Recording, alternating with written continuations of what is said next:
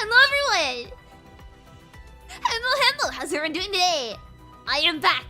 I can talk properly, and it feels so good! How is it? Can you guys even hear me? Oh wait, you can, cool. Sorry. I thought my could see it for a second, but I was looking at the wrong thing. It would have been really embarrassing. Hello everyone! I can talk again! What is it? So, for some more context, after the sponsored stream, I was in so much pain I couldn't speak. I was unable to talk for like 3 hours. It was actually too painful. So I rested, got some good rest. Yesterday I was resting too. I did do members only stream and that was kind of painful, but not too much. And now today I woke up and I'm all good again, so I can talk. Without pain, which is great. I'm really happy. It's good to be back and I can finally be loud again and you know, everything's all good. Right. Today, we're gonna be picking up where we left off because I did not finish the event story. As much as I really wanted to, the universe decided no. So we're gonna be continuing the event story. And also maybe farming a little bit to improve my 21 because she's good so far, but like, you know, I need to improve this. Oh, you can't really see. Need to improve this. Got a long way to go. Please don't overdo it today. Don't worry, I'm in no pain at all. I'm good, absolutely good, which is really cool because I didn't think I'd be okay to stream today, but I woke up without like any pain. I'll be fine. Don't worry. Yeah, this is gonna be a kind of like more relaxed stream. Less to get through. It's just gonna be kind of nice. And I'm really excited to continue going through the story. Also, don't shame me, I haven't done my weeklies yet.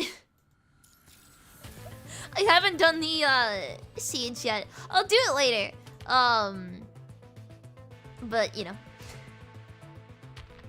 I'll be paying attention in the guild to see if anyone does really well. Also, there might be more spaces soon. We tend to do like a sort of, well, I say we, I don't do it. Kachi does it. We tend to do a sort of like member purge. So keep an eye out, maybe there's some spaces in the guild. We're down to 64 again. We were top 50 for a while. We've gone back down. We're beating Strikehawk though, very cool. Good to hear you're not in pain. Wait, you're in pain? Yes, very much so. I bit my tongue like 3 days ago. So hard. Like full force back on my tongue.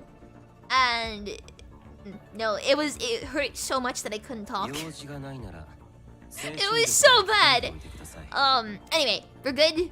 I'm now also saving black cards because the 100% banner is in like a week, 2 weeks. I think it's like the start of next month. So I'm gonna save for Luna. I really want Luna. That's gonna be my pulling goal. Hopefully I can get like more than this. To get Luna in the next few days, but yes. Once you bit your tongue, keep biting it. Yeah, cause like I bit my tongue so hard that it swelled, and that made it easier to bite after I bit it once. So it was really painful. But we're good. We're just gonna continue the story. The great thing is that I can read now, so there will be no more slurring. Well, I mean, I always slur my words, but there'll be no more like really bad slurring of my words. So. It should be better. This is really fun when I played it a couple days ago. I really love Noctis. I think that's to be expected though because I really love Ito. But Noctis is so cool. Alright, let's start. Oh yeah, the things there cool. Good! Fantastic discovery. But it's got nothing to do with our mission, so let's stick to the target coordinates. But surely a signed nut piece is trying to catch our attention. You just want to make a fuss, don't you? There are 4 of us here. I don't see why we can't just split the party and let me go after whoever left the graffiti. Wait. Okay, so wait. I'm gonna quickly bring up something that I thought about and that's hurting my head. How does Mind Link work? Because we are currently on Babylonia, but they can see us. And we can see them from a third-person perspective is what I'm guessing. Unless this is just for the story purposes. So like, are we a hologram that can also see? I want to know how that works. Because also, they said that, Noctis circled around you as well. So, I want to know how that works. Remote link? Yeah! But that's the thing is that, like, the remote link is what I thought. I thought it's basically just, like, getting inside a construct's head and seeing through their eyes. But then Noctis walks around you. So that's why I'm like, how does it work? Noctis is your favorite single-celled organism? Whoa, me too! He's great. He's great. Probably piecing things together with the visual modules. Yeah! Like, my other thought was that it's kind of like an AR thing, in that it uses all of their visual modules and, like, projects you next to them in their, like, heads? But then how can we see? Maybe he's walking around 21. That could be it. That could be it. Yeah, he could have also walked around as in someone else's POV. But anyway, sorry, I was thinking about that way too hard. I wanted to I wanted to bring it up because it was confusing me. But AR probably makes the most sense. Also we saw a new Roland, didn't we? He's not wrong. Thank you so much, Takashima Show, for the super chat. Thank you. Thank you so much. I really appreciate it. Am I gonna watch the Arknights anime? Probably. I feel like now's a really good time too, because I just played through that part of the story that the anime is gonna be covering. I already know that I'm gonna love it because I love the story. So, I guess? I'm really excited too. I don't know when it comes out, but when it does, if it's in a place that I can easily watch it, then I probably will. Thank you so much. I really appreciate it. Thank you. He's not wrong. Let's side with Noctis. Noctis reaches out and touches the words, and the paint stains his fingers red. This is still fresh. Maybe it's from the Ascendant we've been looking for. That's not her style. You know Ascendant's pretty well, don't you?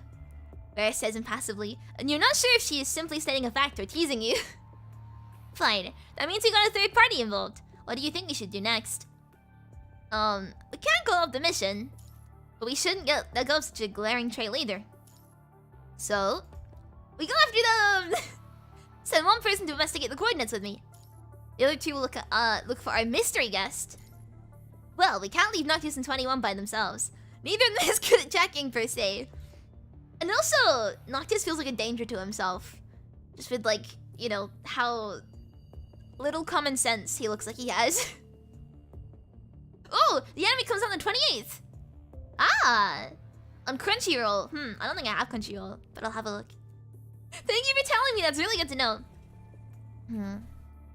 It's obvious then. Let's split up. We'll each take one of them and track our targets while staying in contact. Say we meet again in an hour. Agreed. Alright, who's with me? Me! That won't do! Someone has to babysit the commandant! Hang on a second. Don't keep me from hunting ghosts. 21 is great, Raven Commandant. You should totally team up with her. Give me the small child. I will actually, well, she's 22, but give me the small child. I'll take care of her. What do you say, Commandant? I'll take Noctis with me. I know I can't. I know it's gonna be 21, but you know, I'll take Noctis with me. I refuse. Cool. Thanks. Well, that's enough teasing you for now. I don't think either of them will follow your orders, but it's not like we have options right now. So, 21, you'll stay here with the commandant and investigate the coordinates. Their smile makes you think that something's afoot here. Understood. Right, let's get going. I'll snoop around the area first, yeah? Noctis bounces off as if he just springs under his feet and he dashes away. Noctis has the big Ooga Booga energy, yep. I said this last stream, but he feels like a mix between Kamui and Kamui, like slap bang in the middle. Like Kamui in terms of like personality, but Kamui in terms of brain cell. Let's take the opportunity to switch to the remote connection target. Aw, she's pouting. Number 21 has not voiced her objection, but the cobalt beside her starts twirling agitated. Its reluctance plain as day. 21, I'm gonna connect with you now. Haft already said it. It might be a little turbulent. Let me know when you're ready. She falls silent again. Don't question. Captor arranged it. I accepted it. I don't question. Alright. Number 21 is acting very uneasily, seemingly uncomfortable with the fact that someone is asking about her feelings. But this will have to do for now. Let's switch. Hold on. Rebecca's voice appears in your comms. Is that necessary, Raven Commandant? Yes, it's necessary! It is! We've encountered a third party in the town. A third party? Fine. But I must stress that connecting with number 21 might trigger unexpected risks. It's riskier to let a mystery person go. We haven't found any trace of this third party, and we're going to investigate at the same time. Meanwhile, we'll do as you say. I'll try to stay out of your way unless absolutely necessary. Cool! Thanks, Rebecca! But I'd like to remind you of your objective here. I'll disconnect you with number 21 if any accident occurs. I understand. Good luck, Commandant. Thank you. Remote connection target switching approved. Loading mind model. Synchronization ring. Initializing. As you expected, the connection with number 21 is far from smooth sailing. You have to make some effort to calm our mind from rejecting your consciousness.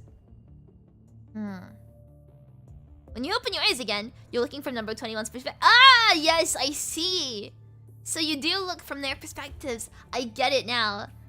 You're looking from number 21's perspective and find Vera smiling and waving at you. Okay then, I'll leave you to 21. She's a good kid. Take care of her. Surprise! Look what I found. Is it a bike? Look what I found.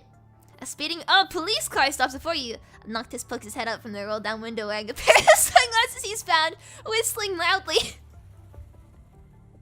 I wish I could whistle. I don't think I can.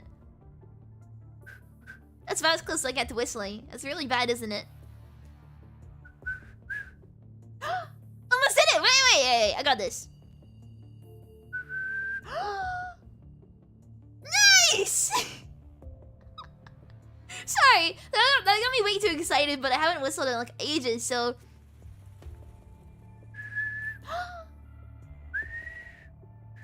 Almost! It's so close to an actual whistle, but, you know, anyway. There's a precinct nearby with a bunch of these babies parked outside. Nope. Come on, I checked! It might look scrappy, but the frame is still intact, and the engine still works. Unless I get to drive, I'll never sit inside a vehicle with you behind the wheel. Do you understand me? Fine, I'm not as petty as you. I trust your diving skill. It can't be terrible as 21's, can it? Oh, poor 21! Vera opens the door and hops on the driver's seat before slamming the door shut. With an arm resting on the roll-down window, she waves at you. Commandant, enjoy the thrill of Cerberus. The police car speeds away, leaving number 21 and her cobalt behind. 10 out of 10 whistle, 11 out of 10 for trying. Thank you! It feels good, even though I can't like properly whistle, it's good enough. It's close enough. After a short walk towards your destination, number 21 walks past the precinct not just mentioned. But unlike how you described it, the vehicles are hardly parked outside. They're stacked together haphazardly, like a child leaving toys behind.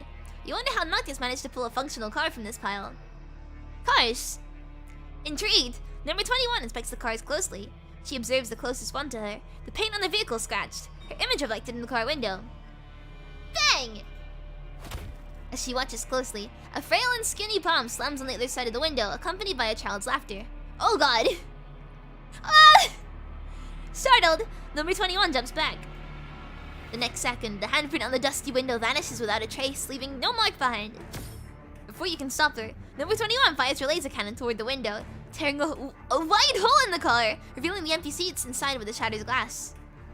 There was nothing there apart from a crumpled up paper cup, half a slice of rotten bread, and a piece of yellowed newspaper. There was someone here. I saw it as well, but it's gone now. Before you can calm down, a figure dashes away in your peripheral vision, vanishing at the entrance of the precinct. That way! Quickly reacting, number 21 chases after the figure.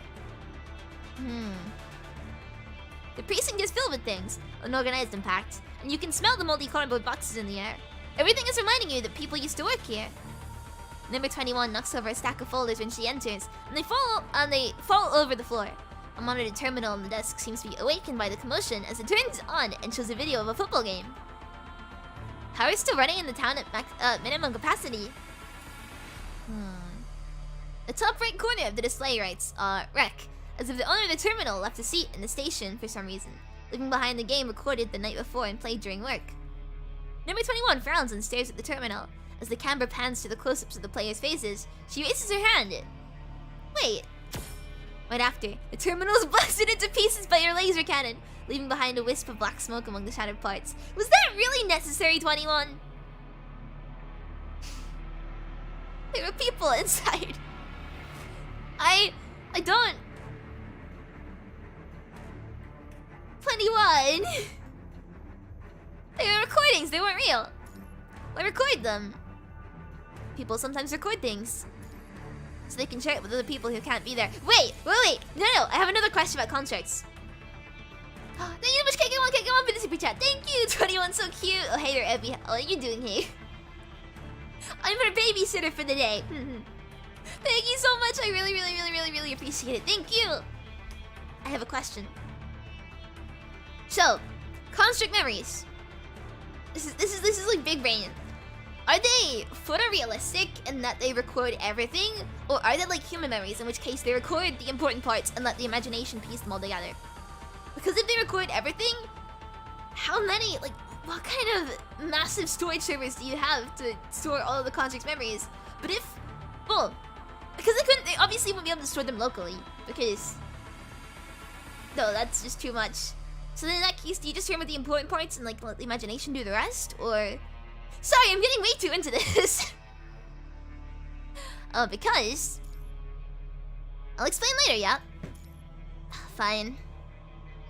Think they're like humans? Yeah, because that would make more sense, otherwise you wouldn't have enough, you wouldn't be able to store all that information.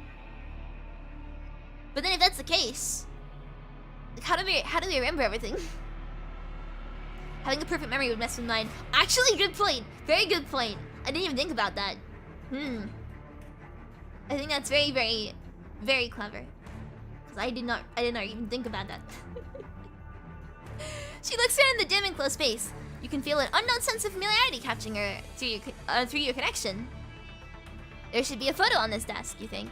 A photo? Whose photo? Why would you think that? Were you here at some point? At the same time, an intense sentiment is prickling you, reminding you of how intimate and trusting you are of the safety this place has provided.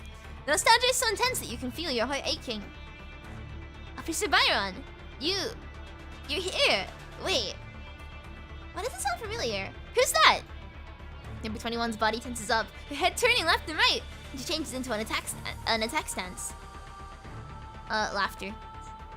The loud noises surround the whole precinct, untraceable. Meanwhile, the blurry figure appears again by the window. Number 21 steps over the junk on the ground and hurries to the window. Thanks, mister! You hear a child's laughter on the other side. Number 21 puts her hand on the window and the feverish image clears up. A young girl in twin tails, no more than 5 years old, has her back facing you outside looking up. Dad isn't in the car. When is Dad leaving work? The birthday party is today. The voice seems to be filtered through water, the words barely coming through, sounding muffled and unreal. I'll go find Mom then. Breaking the glass window, number 21 does not hesitate to jump outside. Wait! But the figure has disappeared again as she lands. Falling to locate her target, number 21 looks around, stupefied. What was that? A new enemy? I don't know. The only thing you're certain of right now is that for some reason, Vera could not see what you saw, despite being connected as well, but number 21 can. You mean the only thing we know for real? I need to stop. You cannot say this is why Corona wants you here. Have they done something to you? Is this the doing of the third party, or have you been hallucinating, somehow transmitting your hallucinations to number 21? Let's get out of here. Regardless, you have no way to tackle it right now. You can only move forward. Those things come and go without a trace. Don't get flustered. Oh, okay. She murmurs, walking in the direction of the hospital. But the silence does not last long before she shoots you a question. What is a birthday party? I don't know. I never had them. A birthday party? You immediately recognize that she's asking about what the eerie girl mentioned. Celebration of a person's birthday. Celebration. Birthday. Birthday, you know, the date someone is born. People celebrate its anniversary every year. Oh, I don't have a birth date. The date your frame is activated can be your birthday. Have you lost that data? It's lost. How do I find it? You feel weird about teaching general knowledge in the middle of a mission, but you cannot seem to ignore her genuine confusion. Perhaps I can help you look for it when we're back. Okay, I understand. She suddenly stops. What's wrong? A strange feeling in my head. I don't feel very well. Ah! The last thing you hear is number 21's anguished scream. A sharp pain cuts through your head, and your vision becomes blurry again as your mind beacon drops until your connection with her is lost within the fall. Pacey footsteps surround you. What happened? The device. Adjustment ready. Connection, synchronization rate dropping. Disconnected. And as far as you can stay conscious, a piercing white noise deafens you, and your world turns black. Oh no, you're gonna wake back up in Babylonia? After 30 seconds, or maybe 10 minutes, you cannot tell with no perception of the outside world. You're barely awake in the dark. Between the moments where your senses are gone, you can almost hear some indistinct sound from outside. Oh? As your vision gradually returns, your distant perception of time fades. You're still inside the small room, except you're now lying on the chair. You look up and find a masked medic holding your head. Just a mild nosebleed. A cold, wet gauze slightly glazes your cheeks. It's taken care of. You can sit back up once you're done resting. The medic puts away the gauze and releases your head, moving away from your vision. You're immediately confronted by the blinding surgery light, and your eyes hurt. A few masked and armed constructs in bulletproof vests are here as well, making the small room even more claustrophobic. In your hazy vision, you can see they have their weapons pointed at your face. Why me? What have I done? After making sure that you're not going to go berserk and attack them, the constructs calmly step back and leave the room. You slowly sit up on your chair, your back feeling like it's been run over by Aslam as your bone aches and cracks. Your ribs are still hurting from the injury you received in the sewer. The chains on your ankles clang along your movement. You peek around you to find the same depressing room with your reflection on the same piece of glass. The small window to the outside is now closed, and Rebecca's gone, leaving only a room full of contract soldiers. Something feels off about the place, but your confused mind cannot tell what it is at the moment. Suddenly, Rebecca's hologram appears on the opposite side of the desk. We lost 21's signal. That's not good! What happened? Rebecca's hologram raises a finger and reveals a map of the town. She keeps zooming in before stopping at a point. You hear Vera's voice from that spot. Isn't that tree the one we passed? It's the same place! We've been walking in circle!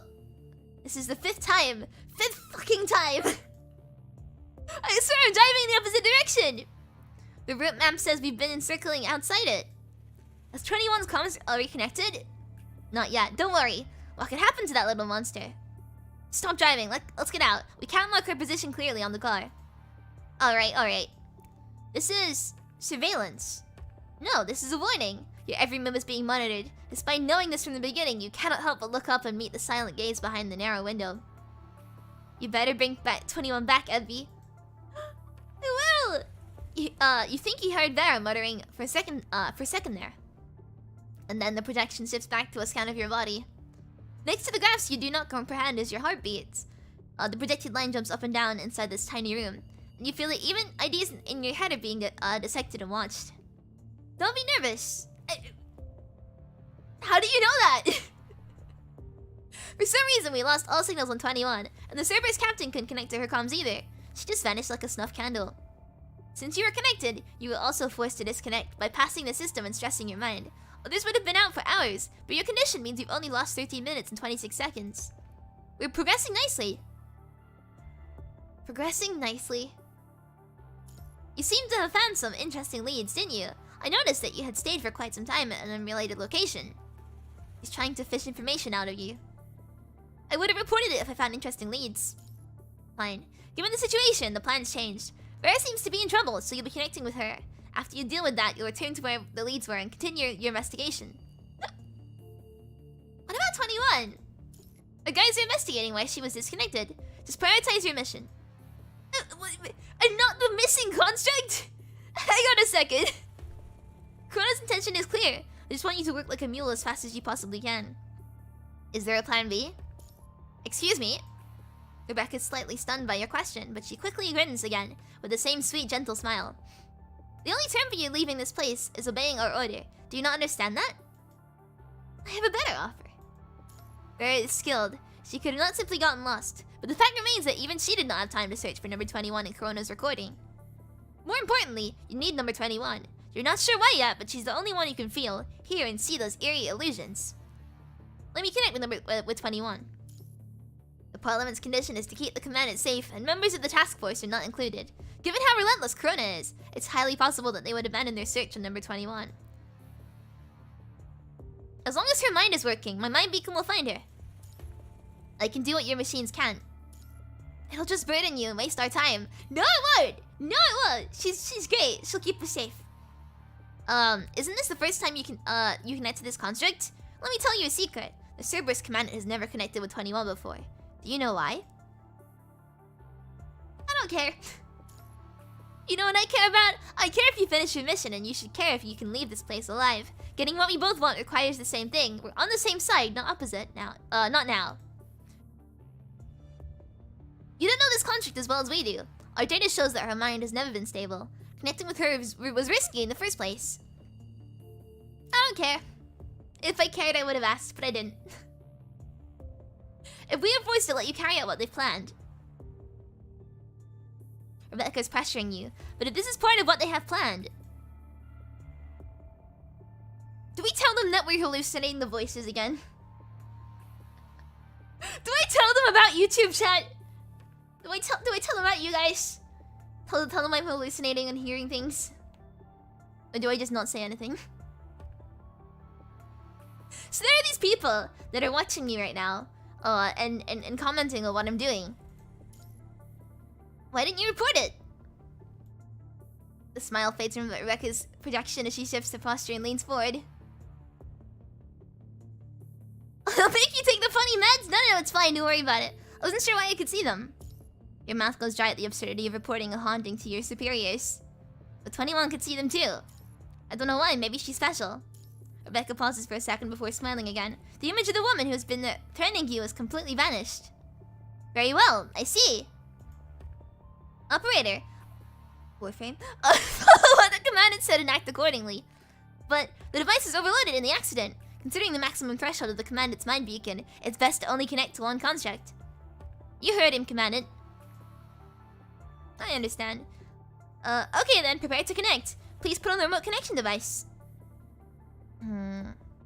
Your mind beacon traverses through muddy consciousnesses like a fish swimming deep in the ocean. You soon find a dot of light in front. Unlike your connection with Vera, it's weak. A frail, cold glow. Too frail. Your head hurts. Managing your breaths, you concentrate. Your will steadfast. The mind beacon opens up from a thread to a nut, interweaving and expanding gently. The weak glow skips around, trembling, seemingly trying to escape. Weak and obscured it may be, it is still whole. You struggle to catch it to reveal its entirety, but your efforts have been in vain. The stress on your mind over time has almost depleted your mental prowess. No, you cannot give up just yet. Just try a little bit harder. You reach out, your attempt is futile as trying to touch the unreachable sky, but you do not give up. In the infinite ocean of the mind, you keep walking on the endless path. And you grab the waiting light. Yes! Connection established. We're in! Never mind! Number 21, what happened? The pain slowly subsides as you refamiliarize with the sensation, and you find yourself back in the town. In your blurry vision, you can't tell that you're indoors. Oh, you can tell that you're indoors. Thank goodness you're safe. Stay away! Number 21 stumbles and sits down with a dreadful expression, surrounded by fallen, orb-shaped mechanoids and medic bots that look like a crowbot. Like an animal, Number 21 has her arms by her body, her back bent, and she growls quietly like a wild beast. You have no doubt that she would have bitten you if you were standing before her physically. Stay away from me! Her jaw is trembling as well, muffling her words. She is hurt. Bandages drenched in vital fluid lie on the floor tiled next to a half-empty bottle of isopropyl Isopropyl. Is that how you pronounce it? Alcohol. You faintly see the wound on her abdomen. The silk wraps falling to stop her from bleeding. Seems to have been trying to patch herself up. Listen to me, 21. Get out of my head! Me to the voices. You shouldn't be using that. That is for human. She keeps repeating her grumbly command. There seems to be a black fog lurking at the edge of the light, ready to devour her at a moment's notice. Something's wrong with you, 21. What happened? I'm not going to hurt you. Evie? Your words seem to work. The hostility she's displaying is slightly relaxed, and she seems less tense. It has taken almost 20 seconds. Silent, number 21 does not clutch her fist, nor command Buddy to attack. She seems to have been trapped inside a trance, stuck with a question she cannot answer, until she does not. The black fog dissipates, not disappearing completely, retreating to somewhere not far behind you, but it's far enough from her now, and she is safe from being immediately devoured. Evie, is that you inside my head? I'm sorry. What have you done to me? I haven't done anything. I've connected with you. She looks left and right and left again until she's shaking her head violently as if trying to get rid of the voice in her head. I don't want you. All you can do is maintain your focus amidst all the pain and tiredness, controlling your mind beacon and reducing the sense of invasion as much as you can. Capt,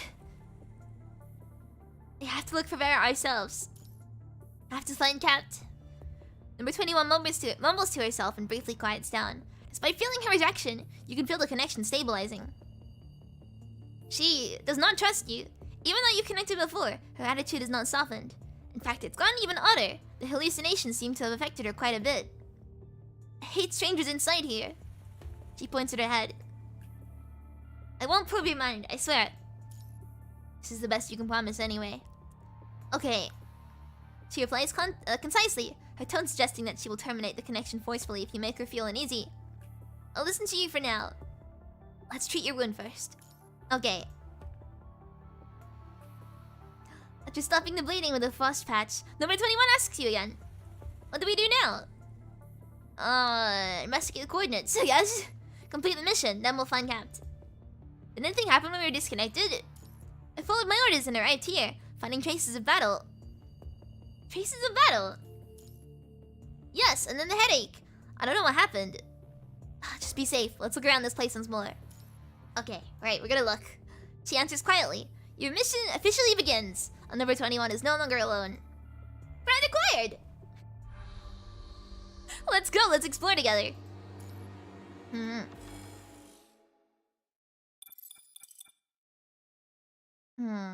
With number 21 pointing the way, you do discover signs of battle in the hospital reception. The device used to detect abnormal mind fluctuation that she has brought along has not stopped beeping either. Luna was here. And she was in a fight. You cannot find more information, even with the device afterward. Looks like she left a long time ago.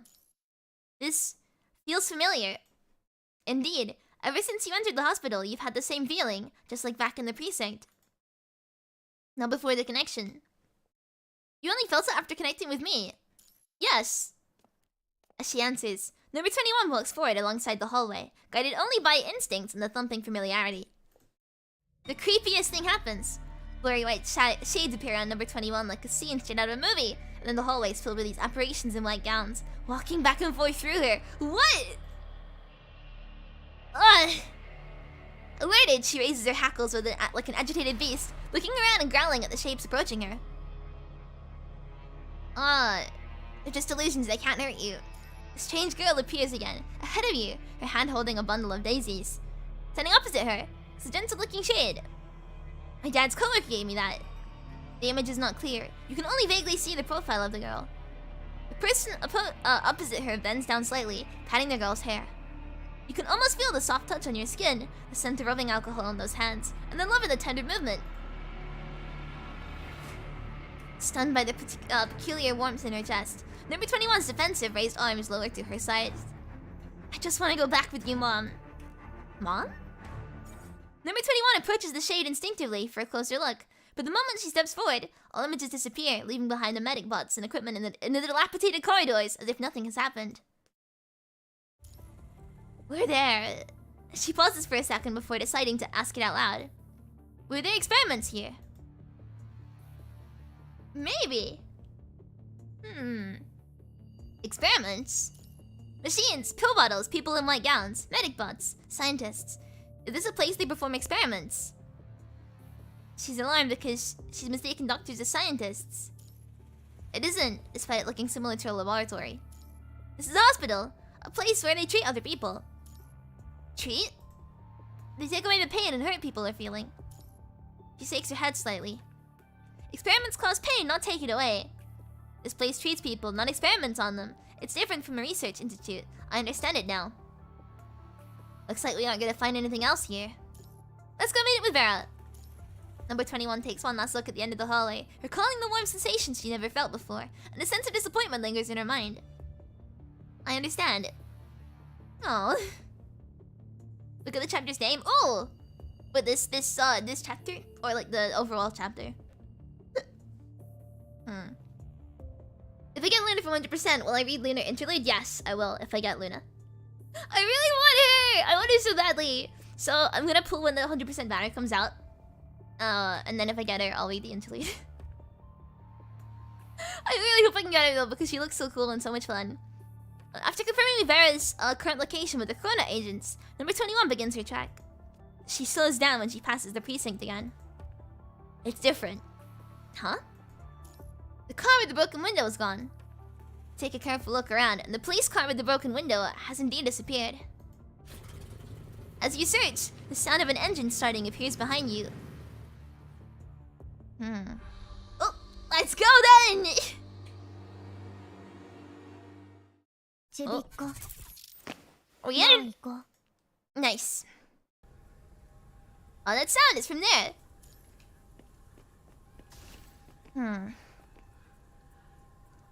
Ooh. It's there. Where are we going? This little glowy thing?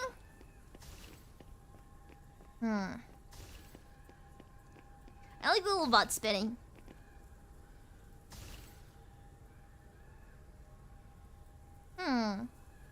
What are we looking for?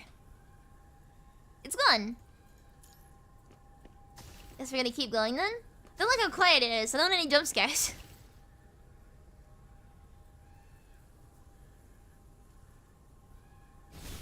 Okay, people. That's not good.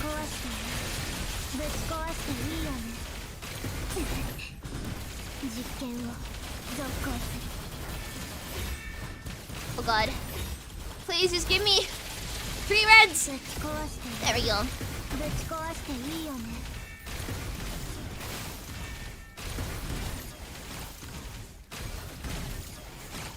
we kill you, please? Nice! Oh, there's more!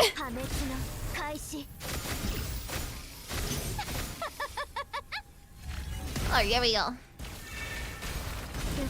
I think I'm slowly getting the hang of 21, although she's kind of difficult.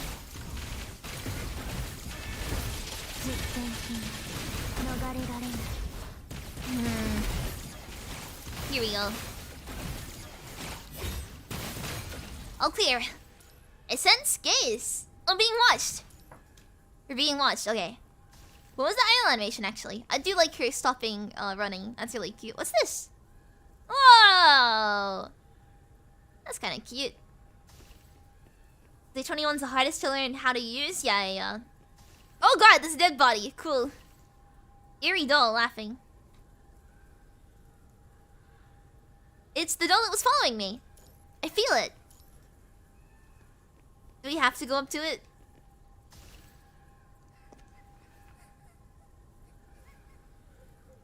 Ugh. Oh god, hi! What's that? Hello!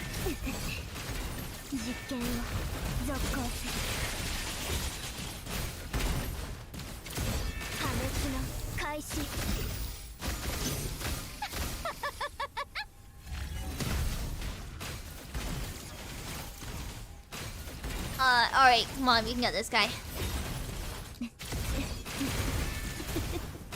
I do really like her laughter though. Oh god, I'm really taking some damage. That's not good.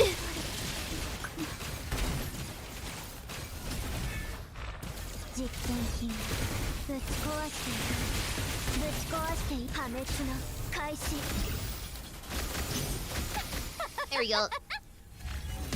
That should explode, and now he's dead. Come on, he should be dead! He should be dead! Why is he not dead yet? Why is he not dead? Oh god, he's exploding. Cool, we're good. 21号生存確認完了。敵全滅。 Oh, there we go. Nice. Under number 21's continuous attacks, the sound of immobilized corrupted breaking apart barely manages to come through. 21. She does not stop, however. Her laser cannon fires shot after shot. 21, it's enough, we're good. She finally stops, panting, her eyes open wide. She's afraid. You have to pull her out of this state. What did you see? When the shield-wielding corrupted leaped out, number 21 received another hallucination. No, not a hallucination. It was the emotion that came after that, more impactful and intense. There was a blurry light and pain, and she felt like she was going to have her artificial heart ripped out from her body. She could see a face in the hazy light, and behind that face were gears that made up of corrupted. Corrupted killing important people. I couldn't tell, but that person was very important. Was it Captain? Very safe. We just confirmed her location, remember? Her face is covered in uncertainty. The panic from the visions she saw has confused her greatly. Then why didn't I see what I saw? That's what I'm trying to figure out. Someone wanted me to see this. After the repeated encounters, you've managed to grasp the pattern of these visions. They're all triggered by similar locations or objects. Remember the shade outside the precinct? Yes, I haven't forgotten. She went that way. Should we head there? Facing away from the police station, number 21 walks toward where the shade vanished. Cool! Your vision twists and changes once more as everything before you transforms violently. You're stretched and twirled, and for a second there, the world goes completely quiet. Images change like a sped up time lapse, and buildings rise from the ground while sunlight and foliage sprouts out all around. Oh god, what's that? What's happening? What are these weird hallucinations? Oh god, wait for me. A distant broken voice comes from afar as if coming out of a dream. Wait for me! What follows is a voice that seems to be deep inside your head, and the image of the girl facing away appears once more before you. Follow her! Roger.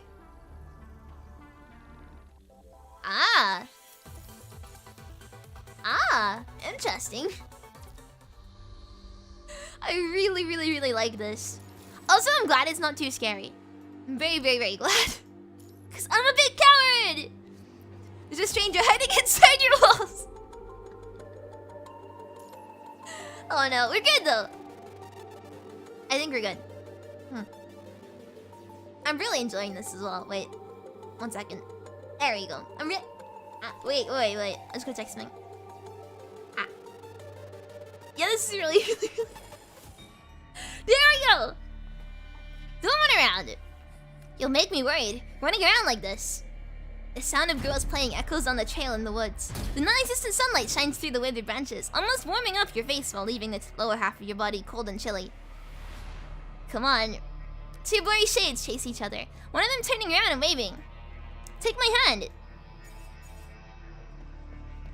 Number 21 follows after, and the shade disappears once again at the end of the path, leaving nothing but her lingering voice. Number 21 is fast. Despite the shade appearing intermittently, she can still follow her brief appearances precisely, staying on the right track. The advance is good, by the way. Oh yeah, that's good. That's very good to know. Wait a second, I'm gonna disappear while I quickly do something. Ebby's gonna vanish. Ooh. 1 second.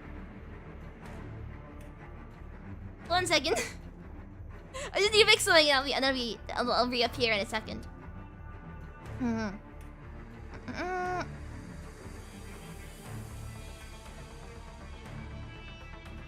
This is Ebby troubleshooting, but we're all good. Right, I'm back.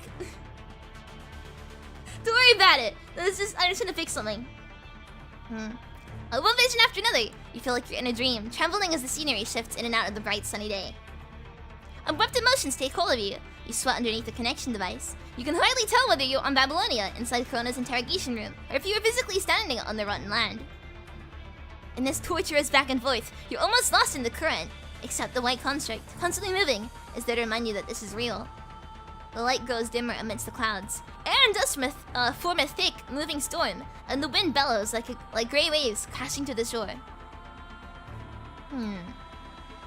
After the shades of the girl disappears for the one last time, number 21 looks around to find herself standing before a rusty iron door.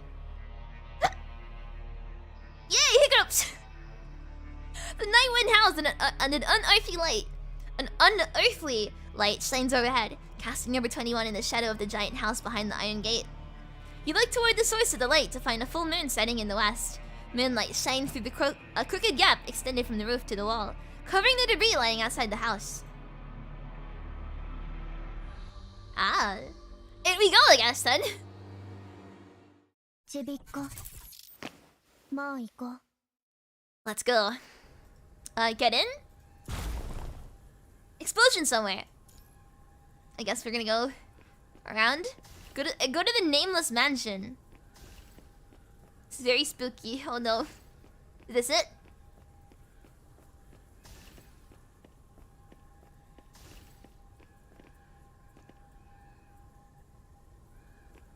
This place, I feel like I've been here before. Oh, I see someone moving! Did you see that? Did you see that? I should look around first. You saw the person moving, right? The door can't be opened.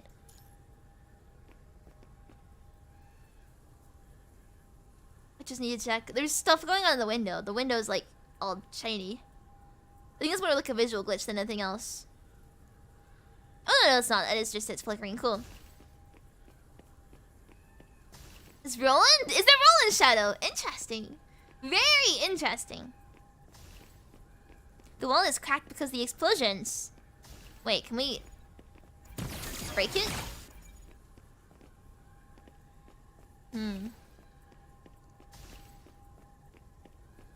Which wall is cracked? Because of explosions. Hayabi Henlo! Get up! How do I enter?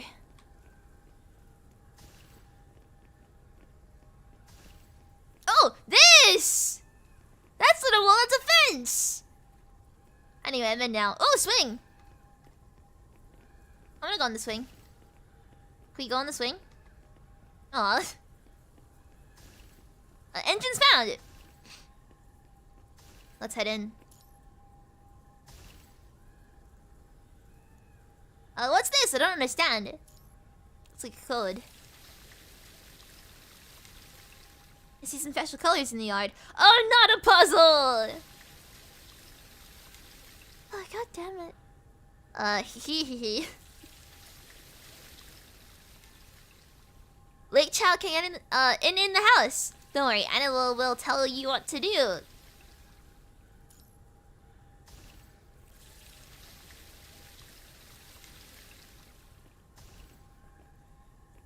Oh, why does this fountain have a pattern? That's a T. Which order do we go? For lights. One is particularly bright. Is this the second one? I think this is the second one. That's number 2. Is the little like half box. I don't know what this pattern is.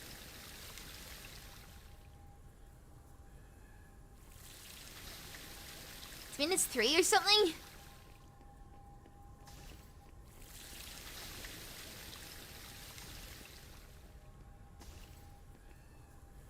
I don't know what that means.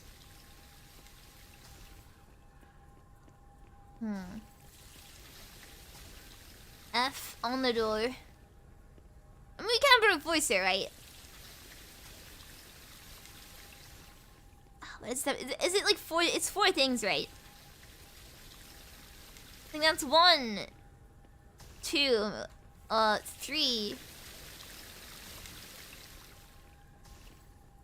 No, that's 4. That's 4. Okay, so 1, 2, 3. Got it. So like Nike tick, house. T F. So tick house TF. Tick house TF.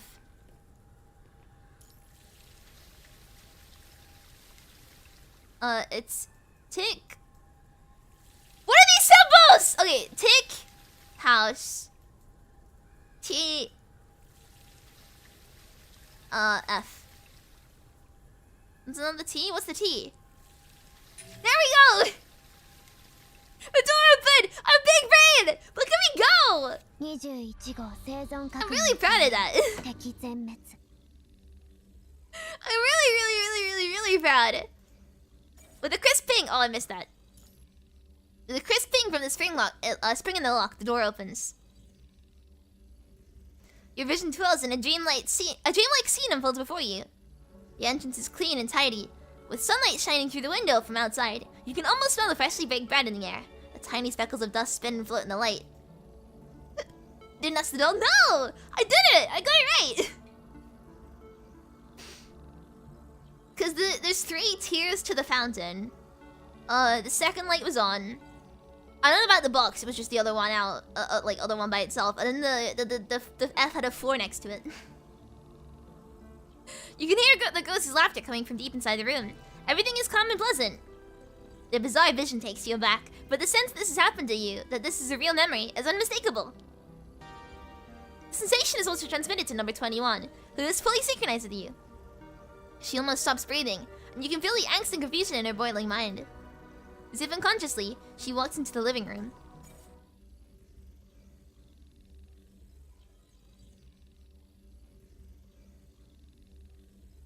The moment she steps through the door, everything dissipates. The sunlight, the warmth, the tidy room. Oh, the sunlight, the warm, tidy room, and the laughter are all gone. All that remains is the ruin before you. Number 21 steps inside, looking around bewildered. What was that? It smelled good, the fragrance and the warmth. As she inspects the room, a picture frame on the desk nearest to her catches her attention.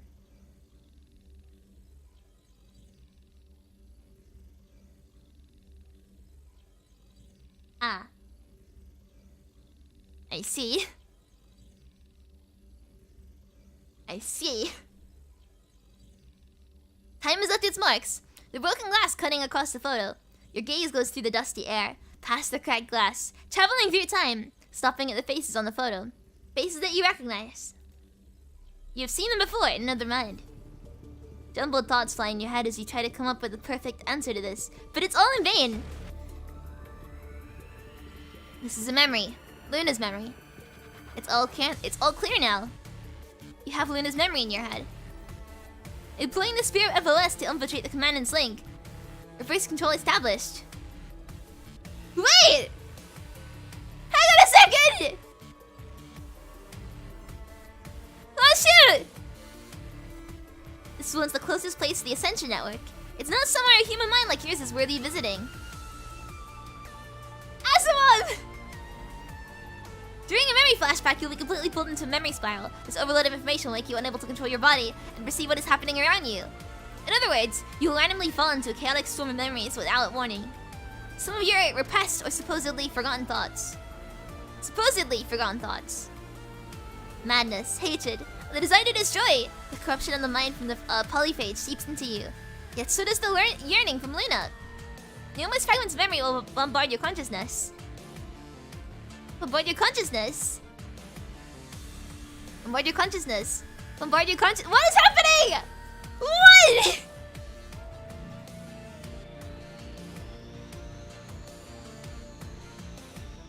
Ah!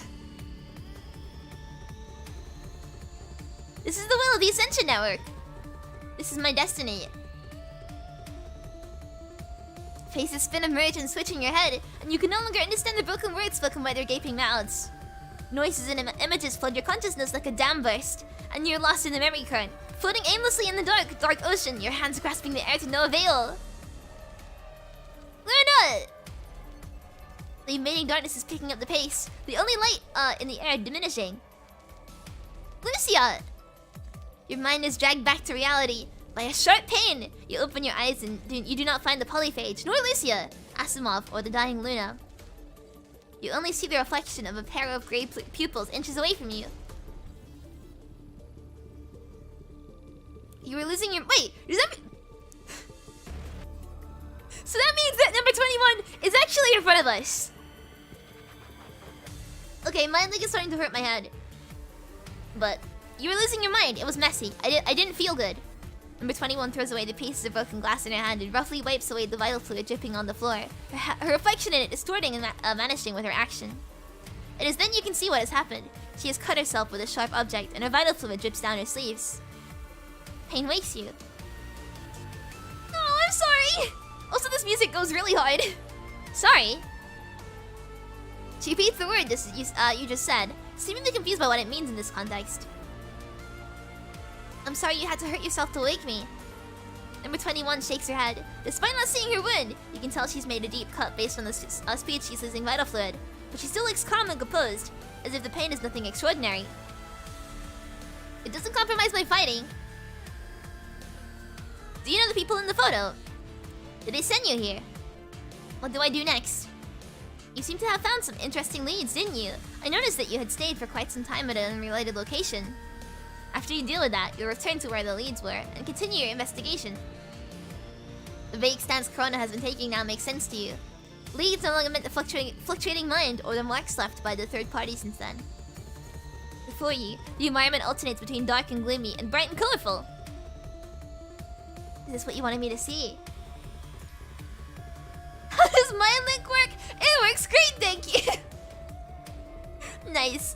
This is where Lena lived when she was still human, before the punishing virus even existed on this planet. Let's investigate. Is this a mission? Yes. I understand. Your mission. Ready?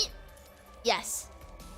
The heartbeat of the artificial heart in her chest and yours, situated thousands of miles away in Babylonia, miraculously sync.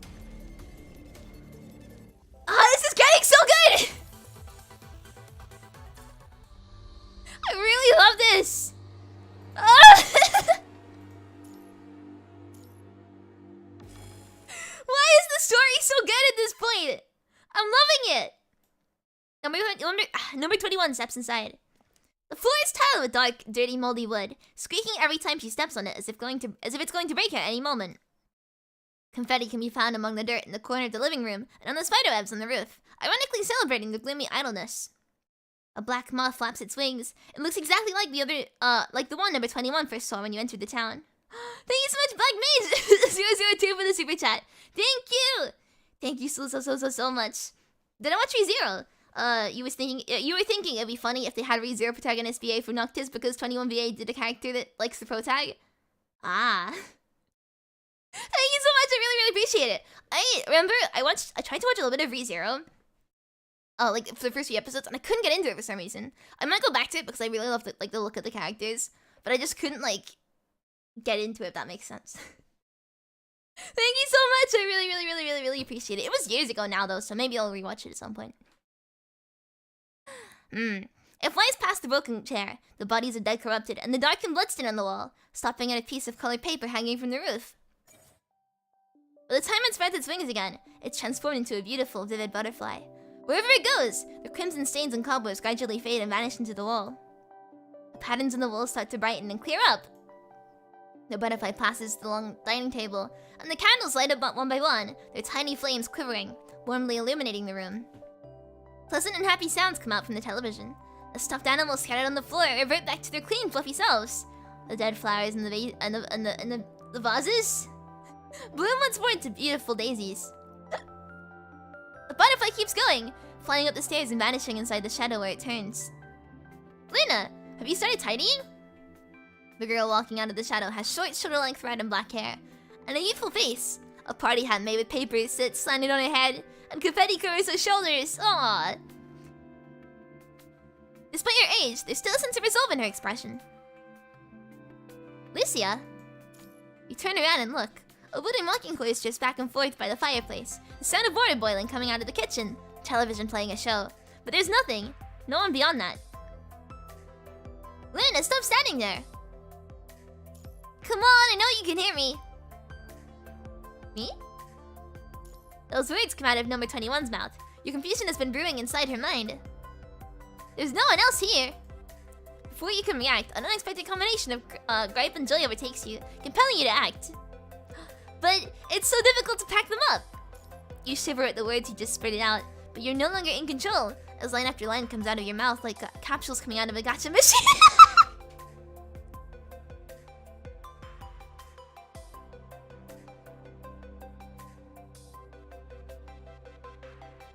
What a nice simile! What a very nice, convenient, relatable simile.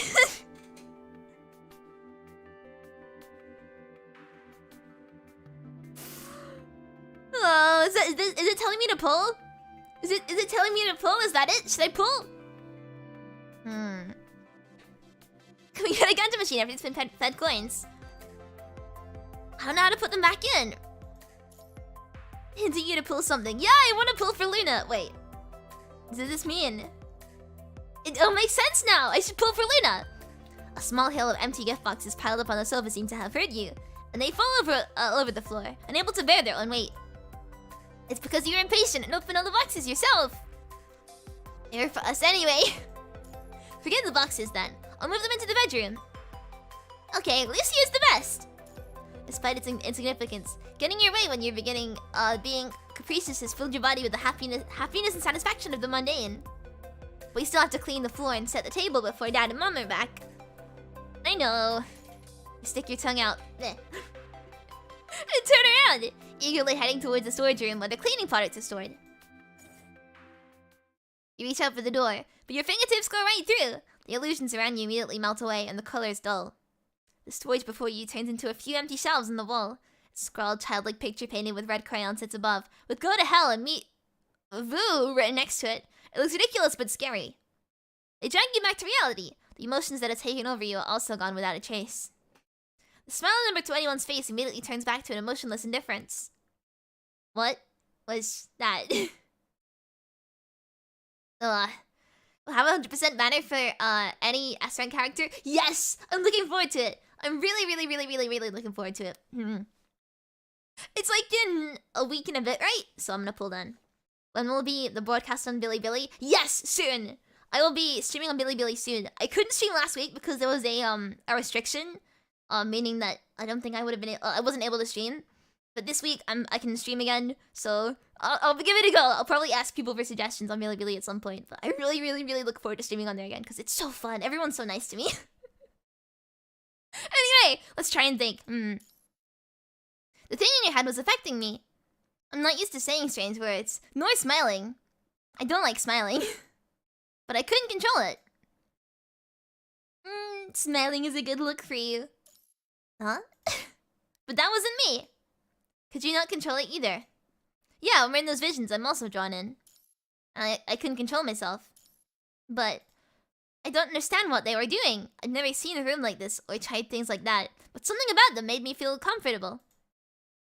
That feels... Her expression distorts, seemingly struggling to find the right words to describe how the experiences made her feel.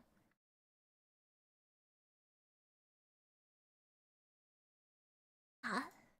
It made me want to do this. The distorted smile fades from her face, leaving only puzzlement and disappointment. But it's wrong. This should be frightening. Enemies should be scared seeing it. I can kill them more easily. Not even knowing what a smile is, the inexperienced number 21 finds everything happening here confusing. She cannot understand or accept sentiments like happiness or comfort. And she's losing herself because of that. And this is happening because of you. You owe it to her to explain everything. I'm sorry, 21. Why are you apologizing? I don't want to get too touchy-feely, but this experience must be very unusual for you. It's music. It's my responsibility to ease your confusion. Am I your responsibility? I promise you everything here will be resolved. Do my best to answer all your questions after this as well.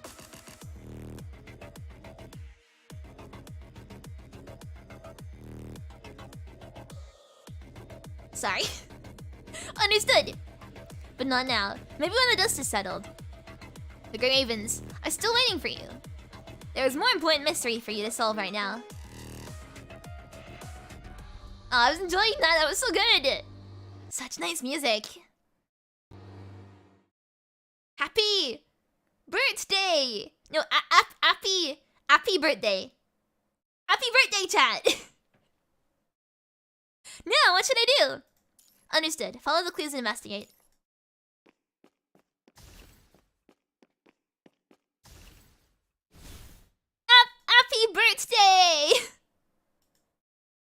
birthday here. Number 21, get ready. Why is number 21 saying that? Happy birthday, Evie. No, it's not my birthday. It's my birthday. There's a difference. It's my happy birthday. The game says so, right? All clear. Moving on. See? Happy birthday.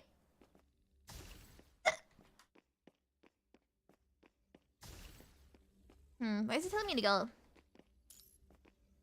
Same handprint as the one on the car window. Is she the one who left it?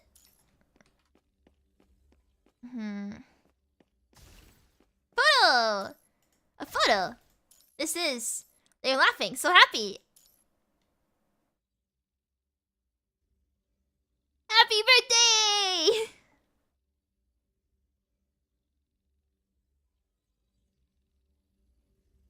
It's very quiet. Looks like we're actually restarted. My brain. I can't control my brain. Now number 21 has finally gone no thoughts head heavy. Oh! Luna, don't sneak up to eat before the living room is cleaned up. Luna, I'm just at the table and cake in the kitchen. Is that chicken? Is that roast chicken? I want roast chicken! Don't sneak to eat the dinner. I want to sneak to eat the dinner. Come on, let me...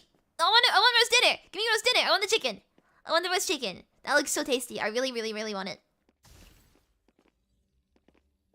Maybe turn off the BGM last stream? I didn't I didn't turn the BGM off. I think it's either a glitch or there's no BGM here.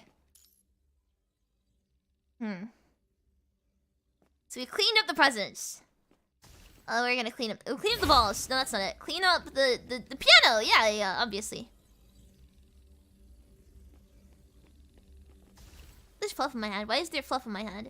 And then clean up the table.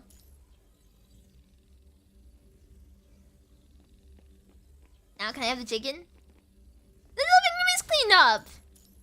Oh, Dad will be angry when they come back. Yeah, we've already done that. Oh god. I'm back to reality. Chairs block the way to the dining room. Should I get rid of all the chairs? Oh, it's a puzzle! Remove the chairs so we can break through.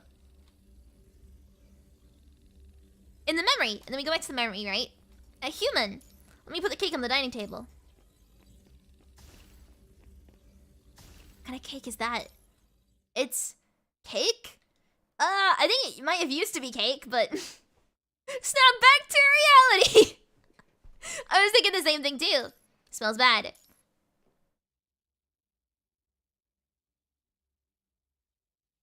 Where's the chicken?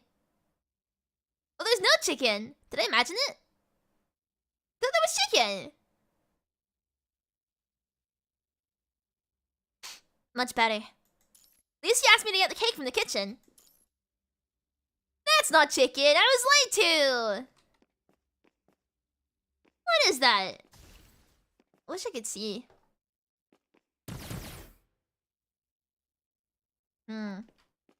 Cake is a lie. Oh, why is there so much fruit on a cake? Cake isn't supposed to be healthy.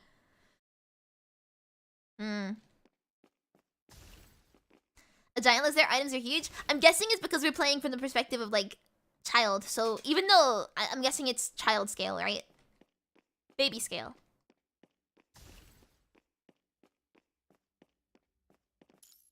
There you go. Decoration complete.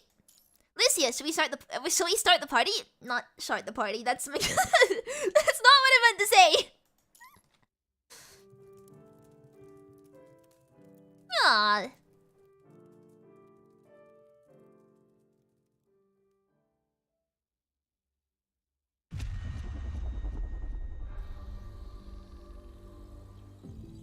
Number 21 stands in the entryway for a long, long time, not moving. Number 21! 21! Huh? Is that what human childhood looks like? I never experienced it. I don't understand it. I don't think it's necessary, but I felt good. Let me reposition how I'm sitting. I'm sitting really awkwardly right now. Ow, ow, ow, ow, ow. Ow! Owie.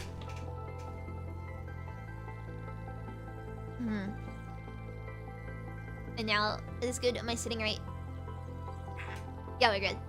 My legs, my hands, my legs, in here. She touches her chest right above her heart and pats Buddy. It felt warm.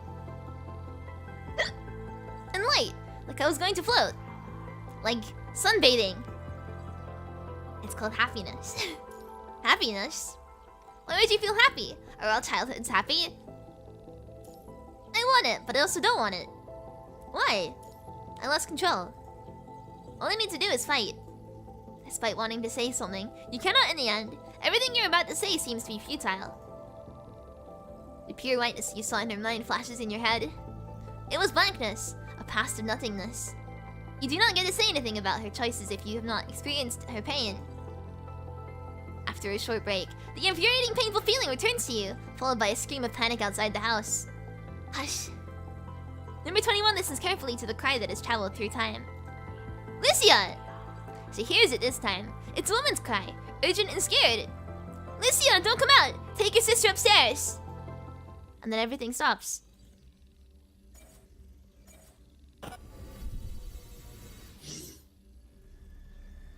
Lucia! Follow me! You begin to hear countless screams. Footsteps appear beside you, and you feel a force pushing you. Light but resolute. Light but resolute! That is Lucia. You can help but start moving. The wind howls next to your face as fear and confusion are about to drown you. You open your eyes to find yourself at the end of the colorful corridor. In your palm is a small hand as the young Lucia holds you. Follow me! Huh? Oh no. Are we gonna witness the disappearance of their parents? Oh no. Despite not knowing what is happening, Lucia seems to have sensed the impending danger, and she follows her mother's instructions and takes Luna to the second floor. What's wrong? You ask perplexed, but Lucia does not answer. You can only follow closely behind. You two run into the bedroom at the end of the corridor. Lucia closes the door before running to the window and checking on her mother. Mom... She sees the end of the world. Outside the window, people are crying and whimpering. Everyone in town is trying to hide from the unknown terror. They're all trying to escape the house toward the woods, toward the sliver of hope to survive. They rush to the gate outside Luna's house. Someone is banging on the door, angrily. Fear and rage have all twisted their faces, turning the familiar neighbors into strangers. The punishing virus, meanwhile, floods every corner of the town. The Scarlet Corrupted chase down and toy with the armless humans, like starved zombies. You see your father attempting to come through against the tide of people, but he's too far away, so far you cannot tell whose name he's shouting. But the thinly dressed man is barely shouted before being caught up by the sheriff, whom he once proudly fought side by side. It opens its gaping metal jaw and crushes its head, like a rotting flame devouring the land. The waiting faces you once saw in the hazy light, and the mind suddenly clear up, like tearing a wound open, revealing the blood and flesh within. Your mother, her hands trembling, is trying to move everything she can find in the garden behind the gate, hoping to keep the mechanical monsters on the other side. She's such a kind mother. She always brings daisies from the market and gives them to the young girl in the wheelchair on the street who was busking because she could not afford the mechanical prosthetic. During Thanksgiving, the elderly people who lived alone in the town will always receive cookies she bakes herself. She always has you help out in order to teach you to be kind and strong. No! This came from the flat stream clip from Billy Billy. Henlo, thank you for stopping by. I hope you like the clip. I haven't checked to see how the clip's doing, but I hope you enjoyed it. Thank you for stopping by. I hope I can see one Billy soon. I wasn't able to last week, but the plan is to hopefully do some streams this week, which I'm really looking forward to, so I'll see how it goes. Her hands should be dancing on the piano, carrying a bouquet or holding a bowl of hot soup. Not drenching in blood, shaking, desperately trying to keep the gates closed. She has to keep the others out, even those innocents and helpless. She watches them as the monsters strike, despite her husband being among them just a moment ago. But all is futile. The corrupted and blood-soaked hands of pleading humans reach for her from the spaces between the bars, and with the most harrowing screams, they try to drag the poor woman into the abyss.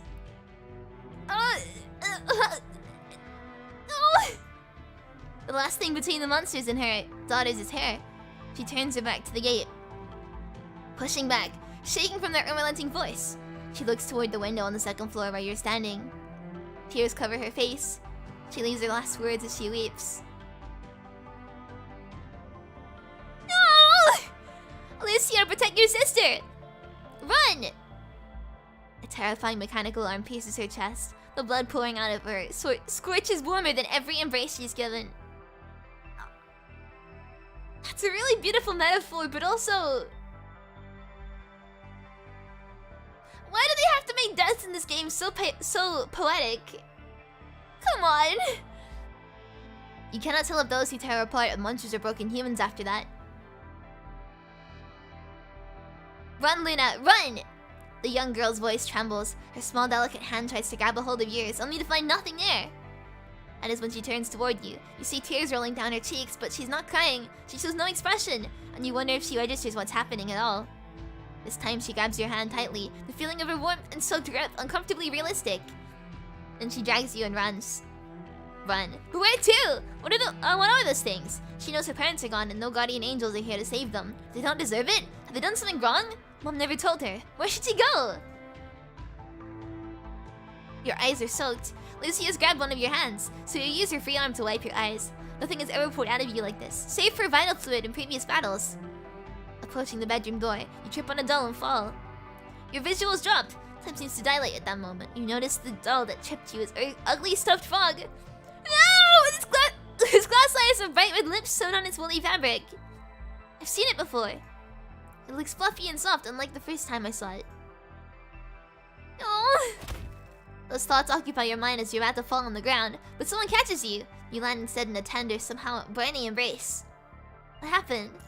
You know what happened, but the owner of these memories is so frightened and lost. Her confusion takes over you, and you cannot help but ask. Had a mom bleeding so much? Everyone was...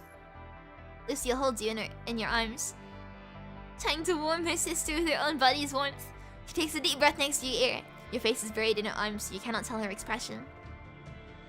Luna, do you remember the two of us sneaking on Dad's terminal? Yeah. We watched a scary movie with many horrifying monsters, and they ate a lot of people. Luna seems to have remembered something, and you tremble even more intensely. Lucia holds you closer. It was scary. There was a lot of blood. Someone is making a horror movie like that in our town. I forgot to...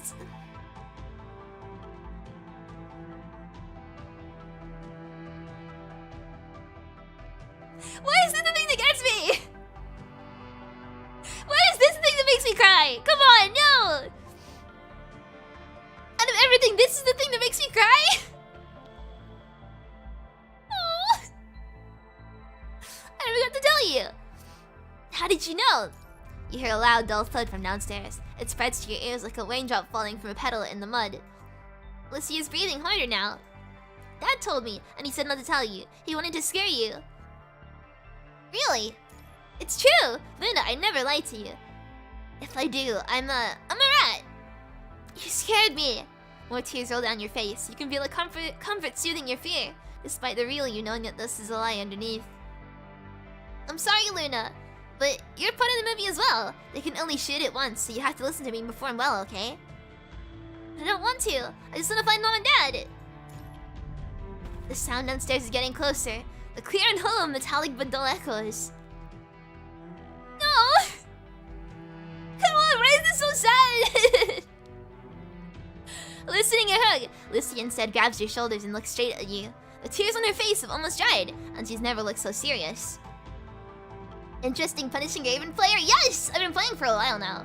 Actually, I think it's been about 4 months, I think? Yeah, it's really, really good. I've grown so much in those 4 months, but the story is just getting sadder and sadder. You're grown up now, Luna. You have to be strong. Even when Mom and Dad are not here with you, you have to be strong. Will you be here with me the whole time? I will. Now you have to act brave. You're going to waste everybody's effort if you don't. Okay, will it be scary? A little bit, but you don't need to be afraid. I'll come back for you. You're the best at hide and seek, aren't you? I am. Don't let the monsters catch you. Lucia stands and pulls you up. Hide in the basement now. Come with me. The monsters are inside already. If someone doesn't distract them, we'll both get caught. But I'll come back for you. No. I'll come back for you. Number 21 looks at the girl before her. Her promise so unwavering. Never in her life has she heard a promise like that, whether as a human in the Research Institute or a construct in Cerberus. affected by this memory. An unknown strength spreads through her body. She genuinely believes everything the girl before her has said. And number 21 cannot tell if it comes from the memory or herself. No. Honestly, right? This is giving me a like newfound respect for Lucia. I just seeing this and seeing how she handles it, it's so much more, what's the word, like immersive than the interlude for Lucia. The girls look at each other and nod. That is the last communication between them.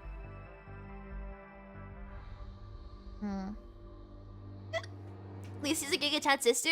She's so nice. I don't even know. It's just my heart. There's a little frog.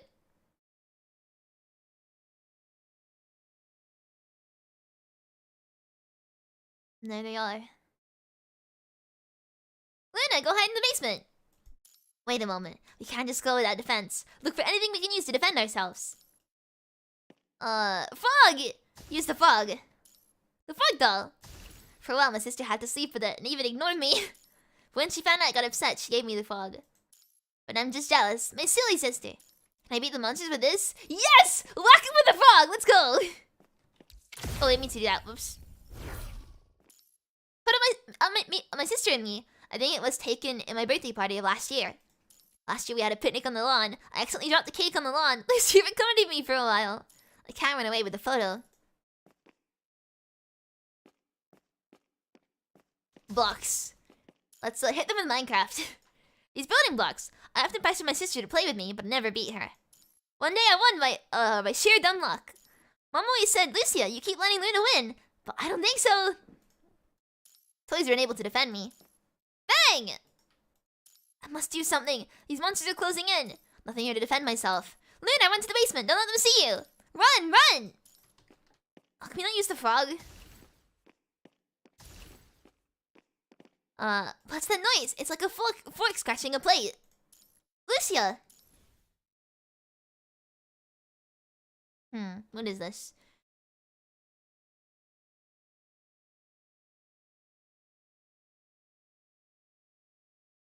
Oh no. Here they come. Oh no, Luna, hide in the room beside you! What about you? Hurry up! Honestly, just don't. Okay. Game says no. Sorry, I'm QA testing. That's it.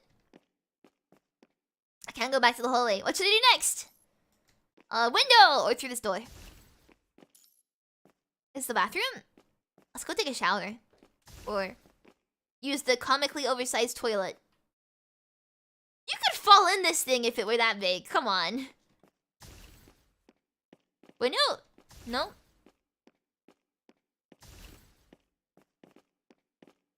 Cupboard? No.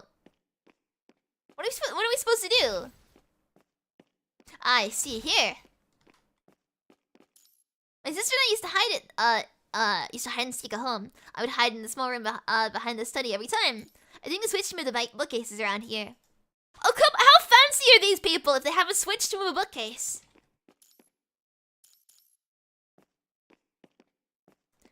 So where's the switch to move the bookcase then?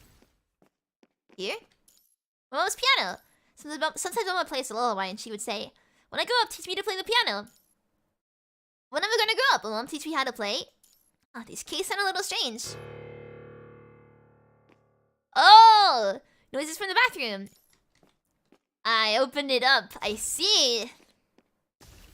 How fancy are these people? Come on.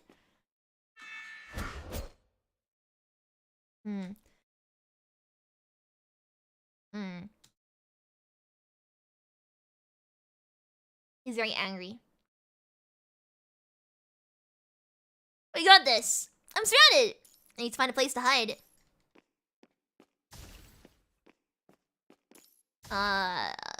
When we played hide and seek, my sister liked to hide where it's my turn to find her. But I could see her feet. So we can't do this.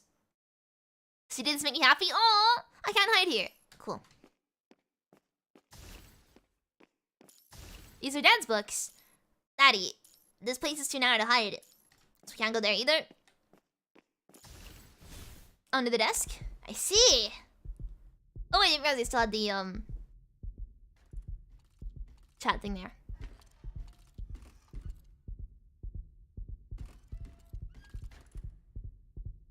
Can't say anything, gotta be quiet. Are we safe? Are these gonna run back? No? Are we good? A monster. I don't think it's ever coming back. It's probably already ahead. Is it looking for my sister?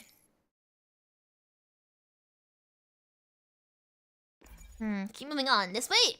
Well, they don't go the same way, is it? Ah! The road is cut off. I think the front is blocked. Changing the course to advance. Cobot's so cute. Yeah, he's so cute.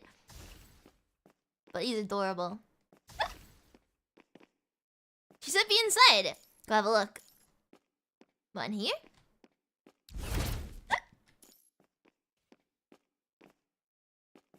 That is piano.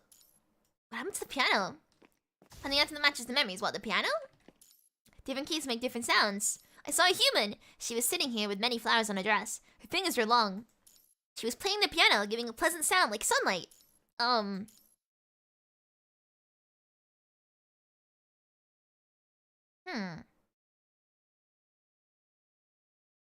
Okay, we're going back into the memory. I have to go to the basement. This way! Now down.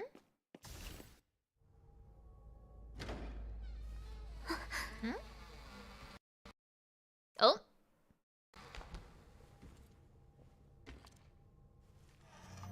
Oh no! It keeps stuttering! That's not good.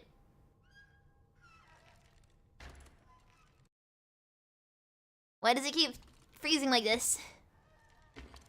Oh, boy 21!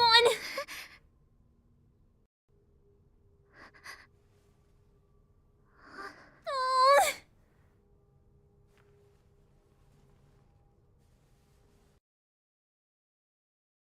Why is it pausing? Ah! Come on! Don't pause like this!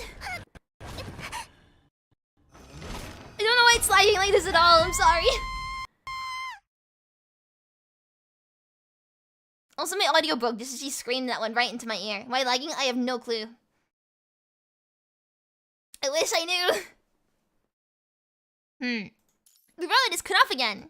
Is that the doll in the window? Who put it here? Put the doll away? What, you mean attack the doll?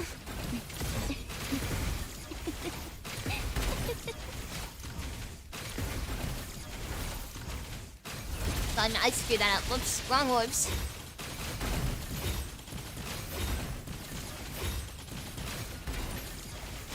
There we go. Nice.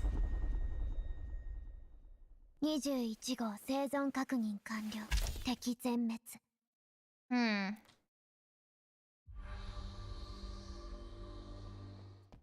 Number 21 rushes toward the basement after the battle is over. Standing before the door, it's the basement. No, it's not a door anymore. Bloody handprints and scratches left by metal claws envelop it, turning it into a silent gravestone. Number 21 gently opens the door and steps in. Hidden memories unveil once more. You cannot see anything at first. There's only the rotten, moldy smell of the basement and the touches of the heaps of junk as you run into them. And a bright light tears down the darkness. You cannot help but open the door slightly and look out carefully through the gap, and all you can see is a corner of the staircase. The sound of metal jacking over the wooden floor gives you a shiver. Then you hear the heavy thud of a body hitting something, and nothing after that. An impulsion drives you to scream Lucia's name, but you must not. You bite down your lips as if the pain can keep you free in check. But the pain is nothing in comparison. Dead silence. You thought you could hear thunder before realizing it's just your heart beating loudly. The artificial heart is wailing and thumping because of the memory of someone unrelated. The longer the silence lasts, the more your desperation grows. The darkness in the basement weighs on your back, almost breaking you. Then you hear a loud bang near you as a body in red and black rolls down the stairs and lands at its base. No. You subconsciously cover your mouth, trying to desperately not to scream. After a few seconds, or maybe longer, the body shifts, followed by a painful moan. The young Lucia calls on the floor, her tiny arms supporting her body as she slowly climbs up. Blood drips down her temple, dyeing her eyes, colors, and fingers red. Lucia! Weakly, you cry out, powerless to do anything. Sorry, this music's great. But the horror is not over. A large shadow cast from the top of the stairs shrouds Lucia's body. She cannot even stand straight. But she looks fearless. Taking its time, the monster walks down the stairs, its shadow encroaching. Before you can react, the door to the basement is pushed open. Sunlight pours in and the orange warm glow coats you as you stand at the door. I won't let you hurt her! The blood is pumping in your veins like a tidal wave, thunderous and earth-shaking. You raise the weapon in your hands. Your heart beats so loud that it drowns out the monster's shriek. All you can see is the wounded, bloody girl lying before you. Even when your weapon is nothing but a ridiculous stuffed animal. Luna! Lucia's expression changes, a fear she has not shown even when confronting the horrid corrupted. She tries to run toward you, but the pain causes her to fall again, so she starts crawling. Luna, go back! I can protect you too! I want to protect you! Before she can finish, the corrupted, its eyes glowing bright crimson, leaps toward you, noticing its new prey. No! Number 21 reaches out, but she catches nothing. What happened next? This is as far as the memory goes. You have no idea if Luna has lost the memory of what followed, or if she refuses to remember them. Am I hurt? Number 21 touches her face. Her cheeks are cold to the touch, but there's nothing there. Something important is lost. You're right. These feelings are alien to her, having never experienced, seen, or felt something like this. Number 21 just stands there, perplexed. I don't like this feeling. She has done so many bad things. Why is she showing me this? She's not the one showing us this. It's difficult for you to explain it to her, so you give number 21 a simple explanation. Everyone has a past. Even when you think your past is a blank, it's still a past. Everyone becomes who they are because of what they have been through. Your past made you who you are. Maybe I'm not the ideal person to tell you this way. But, do you like who you are now? Do you like what you have? If you do, then don't deny your past. The past isn't the point, nor is it the future. It's now, here now. This is Luna's past. That's it. Tell her what you think. Wait, didn't you hear a loud bang from the door? What? Who? Whomst? Who is that?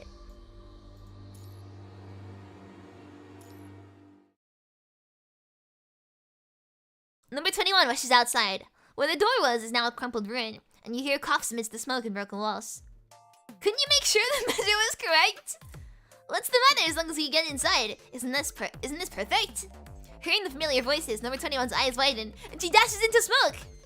You donkey! We're trying to track someone! Why don't you go ahead and announce our... Huh? What the hell? An ambush! I knew it! Have a taste of my bomb! Noctis, it's not an ambush! The debris and smoke fade away, revealing Vera with one hand on her hips and another gripping her weapon. Number 21 holds Vera's leg tightly, burying her face by her waist, not saying a word. Standing next to them, Noctis pulls number 21's cobot down, who is holding onto his hair. 21? You're alive! You've got to be joking. Vera flings her weaponless hand around, except her expression resigned. Oh, her expression resigned. 21, that's enough. Wait, is it rained? Or resigned? It was resigned.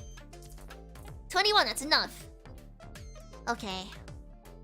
Number 21 replies, ejected. She lets go of Vera and steps back, her cobot also leaping down from Noctis' hand, returning to her side.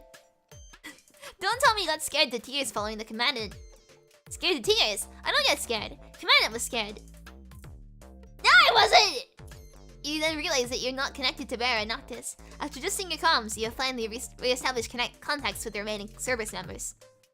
I have no idea what happened after we lost contact, but we finally back together. Just a little bit later than planned. I would call it a little bit. What's your progress? We haven't located our mystery guest yet. we got into a small accident on the way here, which led me to believe that someone's making a fool out of us right now. Someone's making a fool out of legendary Vera. How could that be? 21, this really reminds me of a Samoyed. I see that! She is! She's just a big Samoyed. Anyway, Noctis and I followed those crap instructions all the way to here, but we were always one step behind. How did you guys get here? Well, it's a long story. Keep it to yourself then. Regardless, our last clue has led us here, and on this time, I'm going to get that guy before he bolts. Vera steps inside the living room as she speaks. So, have you found anything? Like, cats being written in red paint, or an arrow made with dull heads, or the ghost on the road, or the lock door, or the lock on the door of this house? Fuck me, who the fuck locks their doors with something so complicated? You mean this? Noctis' words remind you of the red graffiti you saw in the storage room in the beginning. Recalling the same thing, 21 and you lead the two of them there. Here! Looks like it's on a child's painting. How about some originality, huh? Seeing the patterns in the storage room, Noctis shouts angrily. It's a map this time. A topographic map. Behind this house, looks like this is our destination. The last inferno. I know this is the guy's whole shtick, but the cliche makes me want to laugh. Let's go, fellas. Vera's energy is so threatening that it almost makes you take a step back. Let's meet the clown who's been playing hide and seek with me the whole day. Oh, by the way, 21? Yes? Welcome back. 21 is ready, awaiting orders. Let's go! Behind the estate is a sparse wood. You walk through the verge of the forest, stepping on a woodland trail. Walking on a dry riverbed, you can feel all the wind howling around you. The sound of trees shuddering in the night lingers by your ears like a whisper. Further in, you feel like you can hear words in the midst of the wind, just ahead of you. Huh? Someone's here before us. The moonlight showers down through the leaves near the end of the trail. Vera signals her two teammates not to alert the target with a look. The three constructs slowly and quietly sneak behind a hedge of bushes. I'm going to kill you! I'm going to tear you apart! I'm going to rip your insides out and rub them on your face! What? Roland!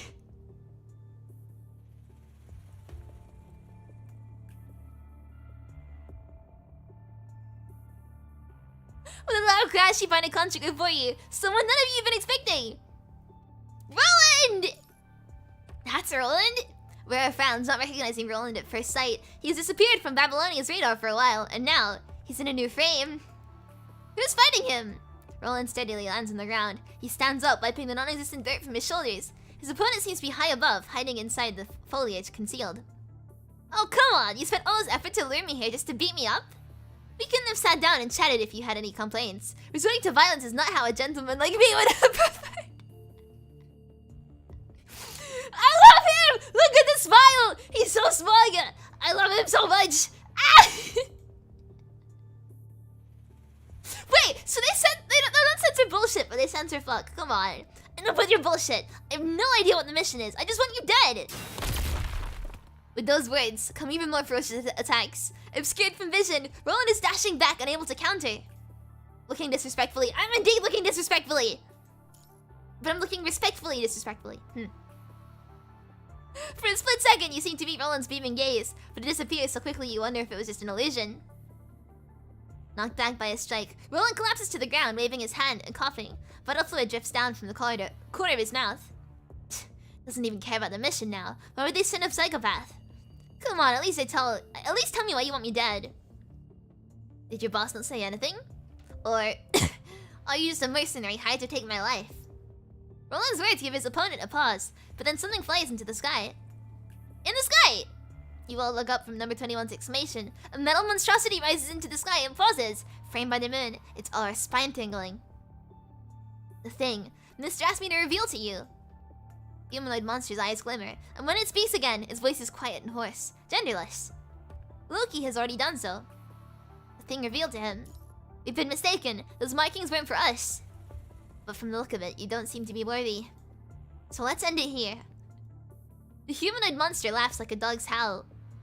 What now, Vera? Did we join the fight? Octus 21, we're retreating. No, we're fighting! No. We're not retreating. Roland's face and his smile remind you of Rika Mishiro from Project Sakai. That's probably why I like both of them. Rui is my favorite from Project Sakai. I am a big Rui enjoyer, so I think that kind of explains it. Rui and Roland have the same energy, and I love them both. It's not related to our mission. Haven't you been chasing after the Ascendant all this way? We did go after the wrong target, and it's not too late to cut our loss. You've finished your mission as well, haven't you, Commandant? There's an implication in her tone. Has Vera noticed something? Seems that way. So let's not put our foot in someone else's fight. I still want to see hear the long story about the adventure you took my teammate on. At least below the visual data. It's one thing you want to work your butt off. Me? I just want to clock out as soon as possible.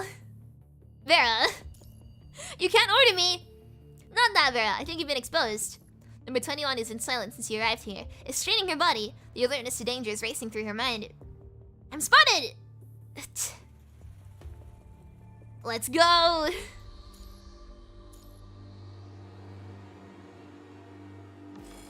I'm really enjoying this. Roland, my beloved! The storm howls. Small rocks fall from the cliff as the metal beast spreads his bladed wings, pulling up rocks and fallen leaves around him, adorned with the moon as a crown. He bathes in the blood-red moonlight, his shadow stretching infinitely, and he looks like a claw extended right out of the moon.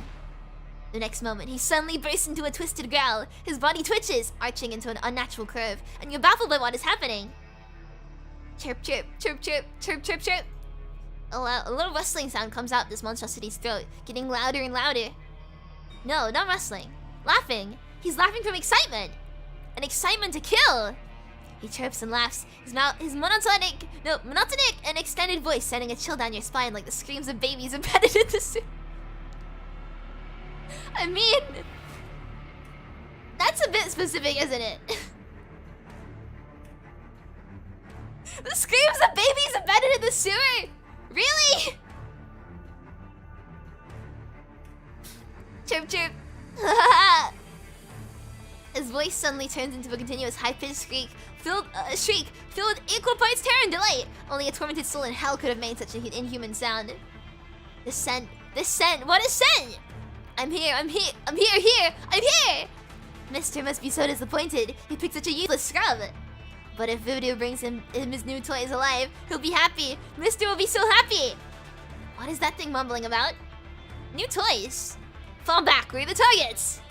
As Vera gives off the warning, Voodoo's bladed wings reach up, their edges reflecting the chilling moonlight. Noctis standing in the front can't help but coil, thinking that this beast is gonna strike him.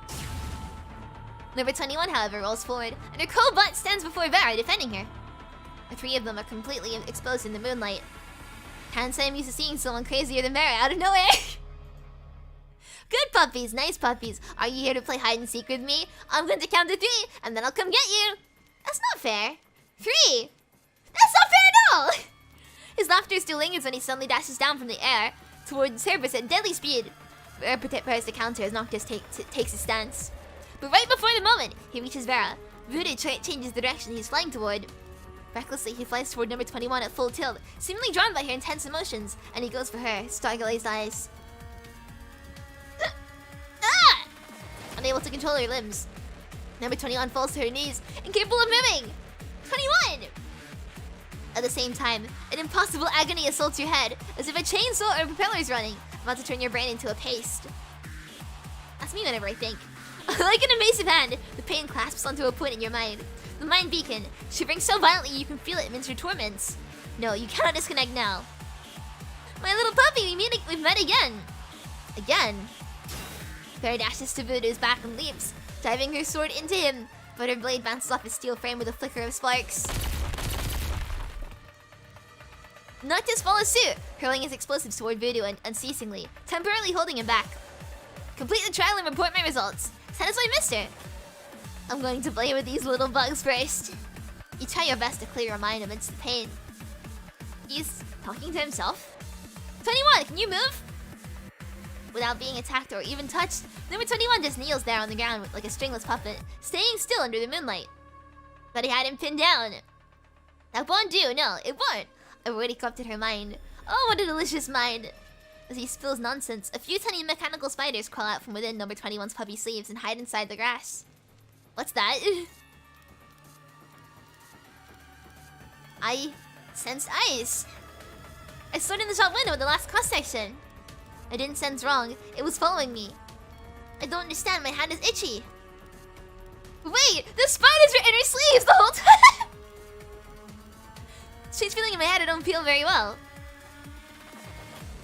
Abby, is that you inside my head? What have you done to me? Ever since then. What a nut job. Not this, hold him off. I'm trying! Where? 21 was hacked! Damn it! She blocks the strike from Voodoo. Since when? Since you set foot in town, I'm afraid. Why didn't you go for me? Why do they always target the weak ones? I'm still connected with her. Jump to the conclusion. I have no time for your analysis. I'll enter her mind to bring her back. You better. Leave this guy to bear in me. Abby, go bring her back. We need her. Let's go in. It's a blank white space. You walk out of a laboratory, a laboratory, and the whiteness of the lab spills out and spreads. Don't run around, you always do that and make me worried. Such a familiar voice. You're not sure why, but hearing that voice makes you feel safe. Come over here. It's so warm. There seems to be a time when you have no idea what you're doing when you're alone. Someone's always telling you what to do and where to go. You're only alive in a fight and idle when you're not. But that voice has a presence that existed in your life. A place that you can always return to no matter what you have done, what you have gone, or how far you've sunken. Take my hand. Take it. A hand extends out to you. You reach for it, irresistibly. So close, you can almost feel that warmth. Yes! 2 hands touch. Yours is still hanging in the air. Number 21's fingers curl back hesitantly. Luna, let's go home. Number 21 turns around and discovers she's already inside the vastness of the mind. Visions flicker before her, showing the punishing virus mutilating towns as people cry, pray, and die. She hears Dad calling out for Luna in the end, worried. She smells sulfur as flame devours all, and she despairs. But she also sees Luna leaning on Lucia while the parents hold their hands. She hears the laughter in the garden and smells the toast on the grills, and she feels the autumn breeze caressing her face. All these moments flash by her empty mind, vanishing as quickly as they arrived, leaving not a speck behind. Lucia, don't ever leave me again! I will never leave you behind. Okay, and I'll protect you, Lucia. You can protect me when you're a grown-up. Why? I can protect you now. Fine. Don't you believe in me? I believe in you. Lucia holds Luna's hand tightly, a gentle sunlight showering over them. Their figures slowly fade away, carrying with them the last bit of color in sight. Space seems to distort around number 21, and she feels her body pulled back to the laboratory, the empty room, the battlefield, the horrifying white space opening its gaping maw, trying to swallow her whole. In the end, she belongs, and can only belong to this nothingness. It's lonely, isn't it? Lonely. All the things you've never had, when everyone else takes them for granted. But you don't have to worry about that anymore. Do as I say and this will all end soon enough. Commandant? Well, that's not me. Get it out of the life you knew. You know. This is a mere mistake. Correct it. Correct it? Isn't that what you want? Look at you, poor broken thing. So lonely. Wait, that's not me! So lonely and helpless. Maybe your parents have foreseen your future when they abandoned you. Life is a heartless weapon, fighting on the battlefield until you were put down. Stop that! All these feelings, all they're doing is trapping you in fear. So forsake them. Forget them.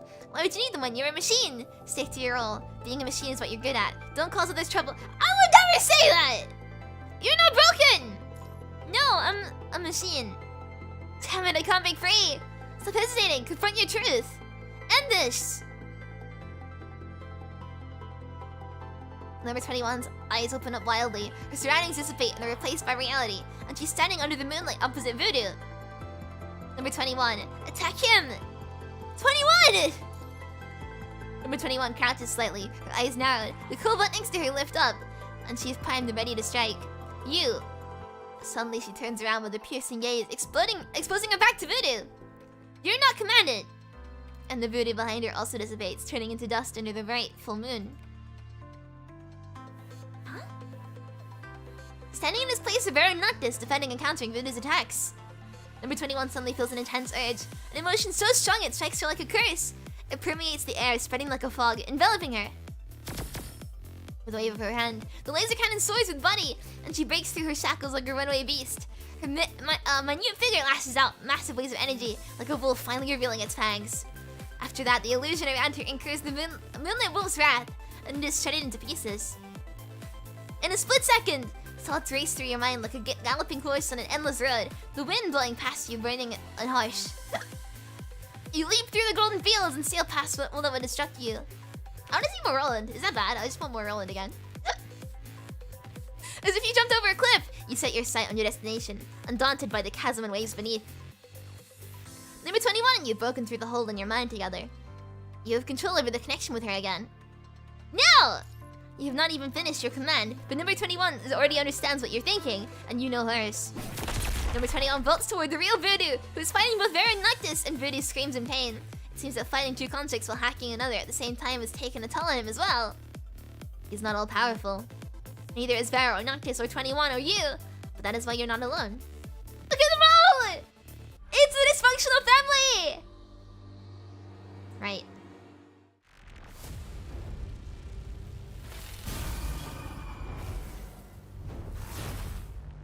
That's a really cool boss intro. Oh my god, okay, right. This is not gonna be an easy fight.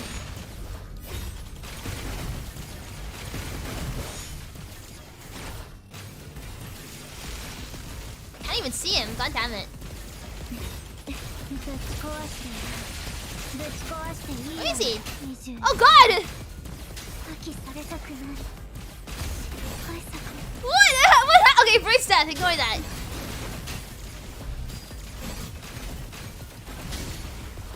What is this? Huh?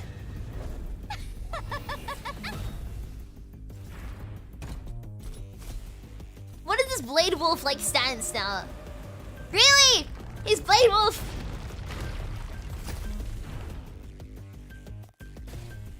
Don't you realize that? Those echoes in your head are not my spell. They're whispers of your own heart. I'm helping you to listen to yourself. No, you're talking nonsense. Yeah, we're fighting Blade Wolf. That's literally Blade Wolf! That's literally Blade Wolf!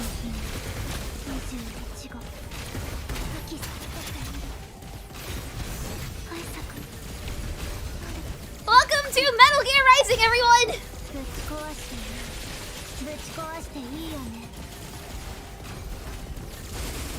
What is this attack?! I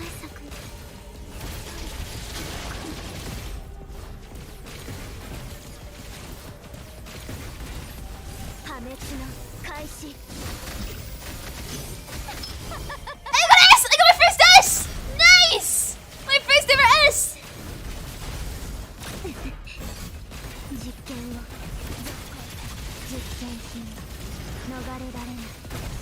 Oh yeah, right, that's like the fourth death now. But in my defense, I haven't played Metal Gear in a very long time, so that's my excuse right now. This is just... it's just messy.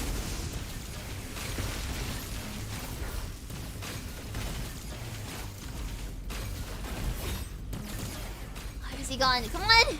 Where's he gone? There he is! He's not- oh, he's not attackable! You gotta be shitting me! That was a waste! I just burnt that!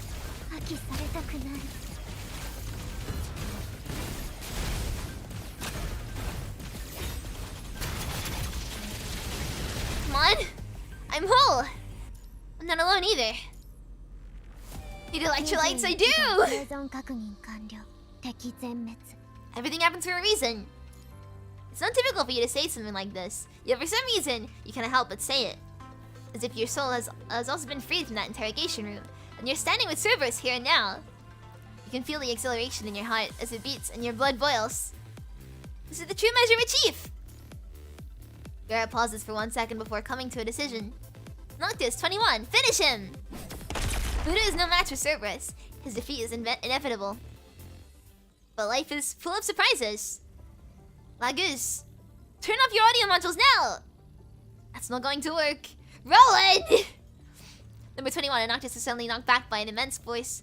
One after another. Everyone loses their balance and drops their weapons, falling to the ground. Ouch! Even Bear is trapped by the whip. Roland! The man who fell to the side, defeated by Voodoo, stands up nonchalantly with a grin. This clown!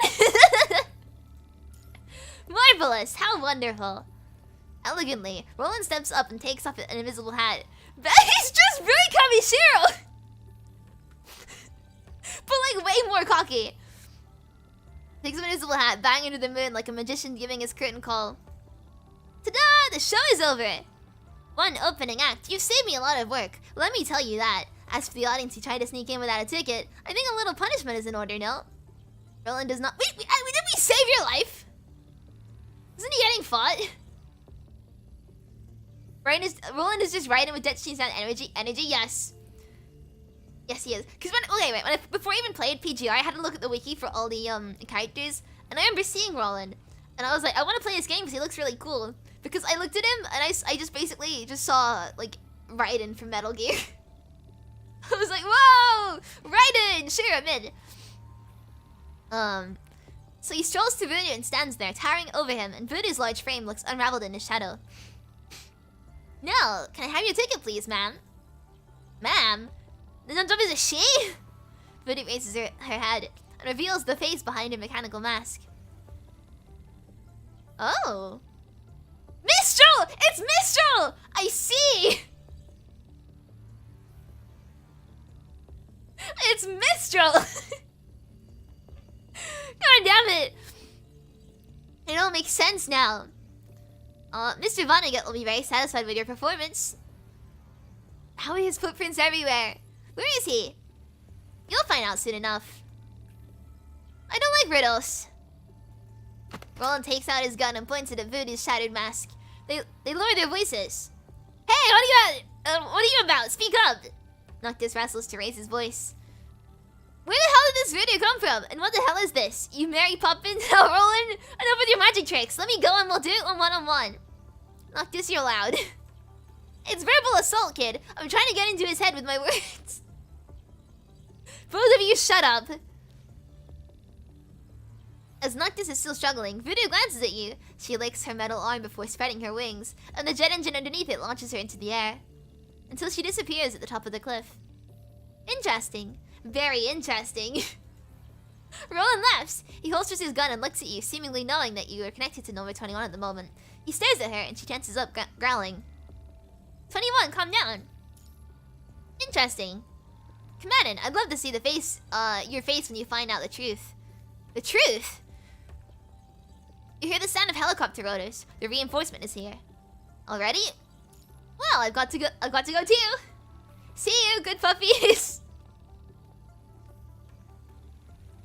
Now I understand the wolfing. But I'm not doing it for Vera. Roland turns around and leaves the valley. He's gone. It's all for nothing again. Did you just chuckle? Vera can't help herself but giggle. Even when her mobility is disabled, she still laughs like there's no tomorrow without a hint of having been just defeated. Don't tell me Vera's lost it. Has it been too much for her? This is, oh my god, the true measure of a chief. Are you making fun of what I said? I've been holding it in. How the hell did you say that stupid line with a straight face? The true measure of a chief. Yeah, I was thinking it was kind of dumb too. Stop! I didn't even realize. Stop it! Why is it funny? You won't get it, kid. Vera stops laughing. Her mood seemingly unaffected by the outcome of the mission. That said, not too bad for a comeback, Chief. Even for me. You're making me more and more excited. Roland traps seem to have lost power by now. Vera's the first to break her invisible shackle. That word Roland said back then. It's just a magnetic restraint device. He probably dropped it when we were dealing with Voodoo. It's not the same thing you did in Venus Flashmark? Just a trick.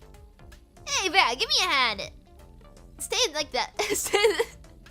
Stay there like that, you loser! We wouldn't have gotten into this mess if you did your job correctly. You should have left the stake out to 21. Only losers make excuses. The night breeze carries with it a constant buzz. Is that the sound of your blood? No, it's an engine. Vera stands up straight and picks up her weapon. The wind stirs up her hair, and tiny raindrops linger on it. In the distance, a row of transport craft slowly flies above the estate toward you.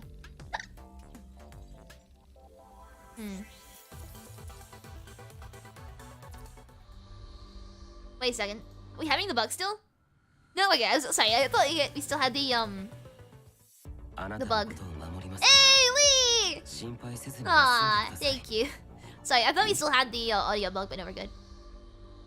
So we can continue.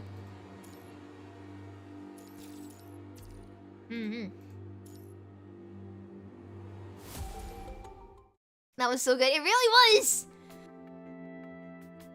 Their deafening rotor blades spinning, several transport crafts land on the field before you. A troop of convicts in black walk out, armed with unrecognizable weapons, and flank Cerberus in a pincer movement. Alarmed, both number 21 and Noctis tense up. Vera, however, does not appear startled at all, looking at the leading Corona construct with disdain. Your operation has been terminated. Put down your weapons and follow our orders. We'll take over here.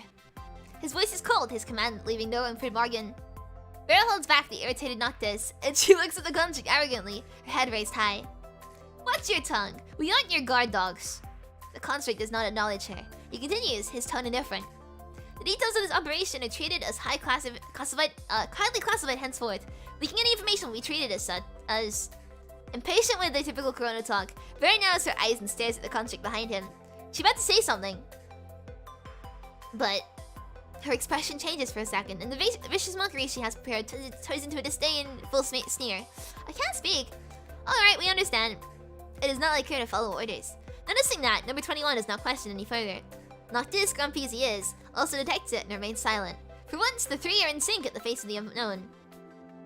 Contracts in black and more black-clad agents depart the landing craft, setting up quarantine zones, disinfection chambers, laboratories, and temporary accommodations.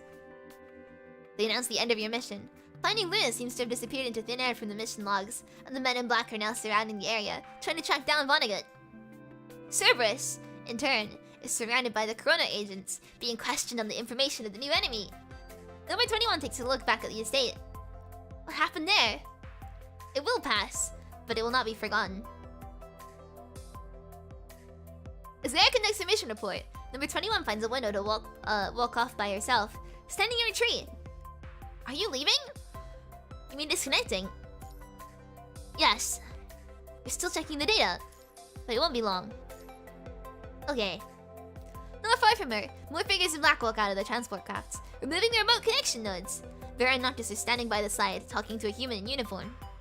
Further away, the estate Luna used to live in is no longer shrouded in mystery. Under the gentle glow of the moon, it looks more serene. Or looks serene. Am I your responsibility? I promise you everything here will be resolved. I'll do my best to answer all your questions after this as well. Understood. About the questions you had. She responds so swiftly as if she's been waiting for you to speak. What happened to those two girls? Well... Luna! Luna, go back! I can protect you too! I want to protect you! That feeling was strange. I don't understand. But when you were in my head back then, I felt something similar for the first time. The urge to protect. Was that urge someone else's or was it mine? I can't figure it out. Who did you want to protect? Capt. And Noctis. He can't die. And those feelings belong to you. But I never felt anything. I only pretend. I never felt. My frame is made broken. It has nothing to do with your frame.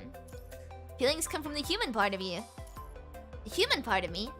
As humans. You, Lucia, and Luna, you are all the same. What happened to them in the end?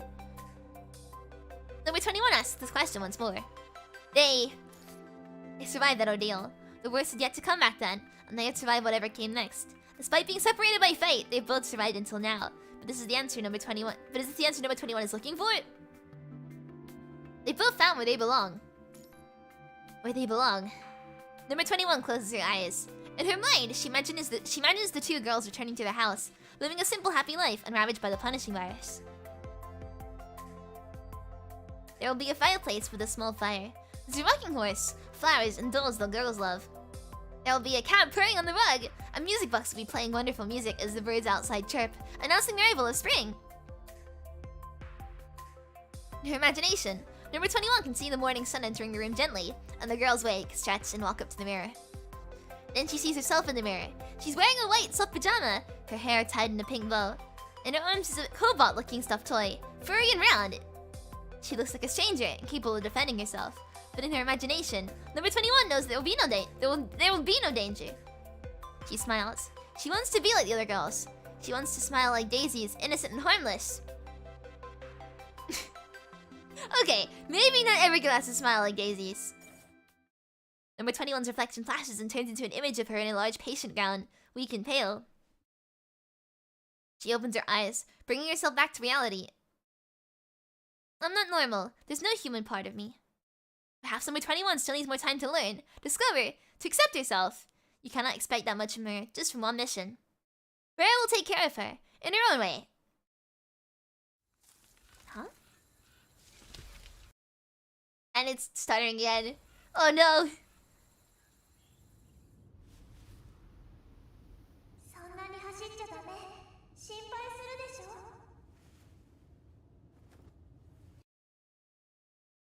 Ignore the stuttering, it's fine, don't worry about it. Why is it stuttering like this?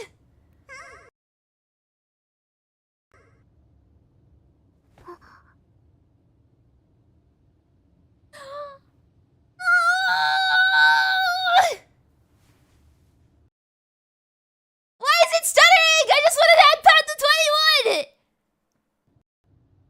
Why is it broken like this?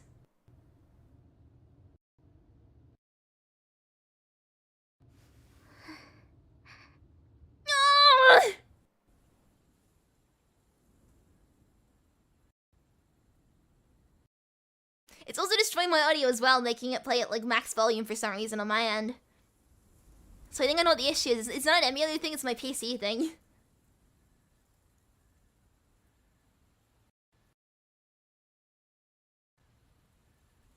It's such a shame my PC's so bad that it can't play these cutscenes. Cause they're so sweet. Arigato. No!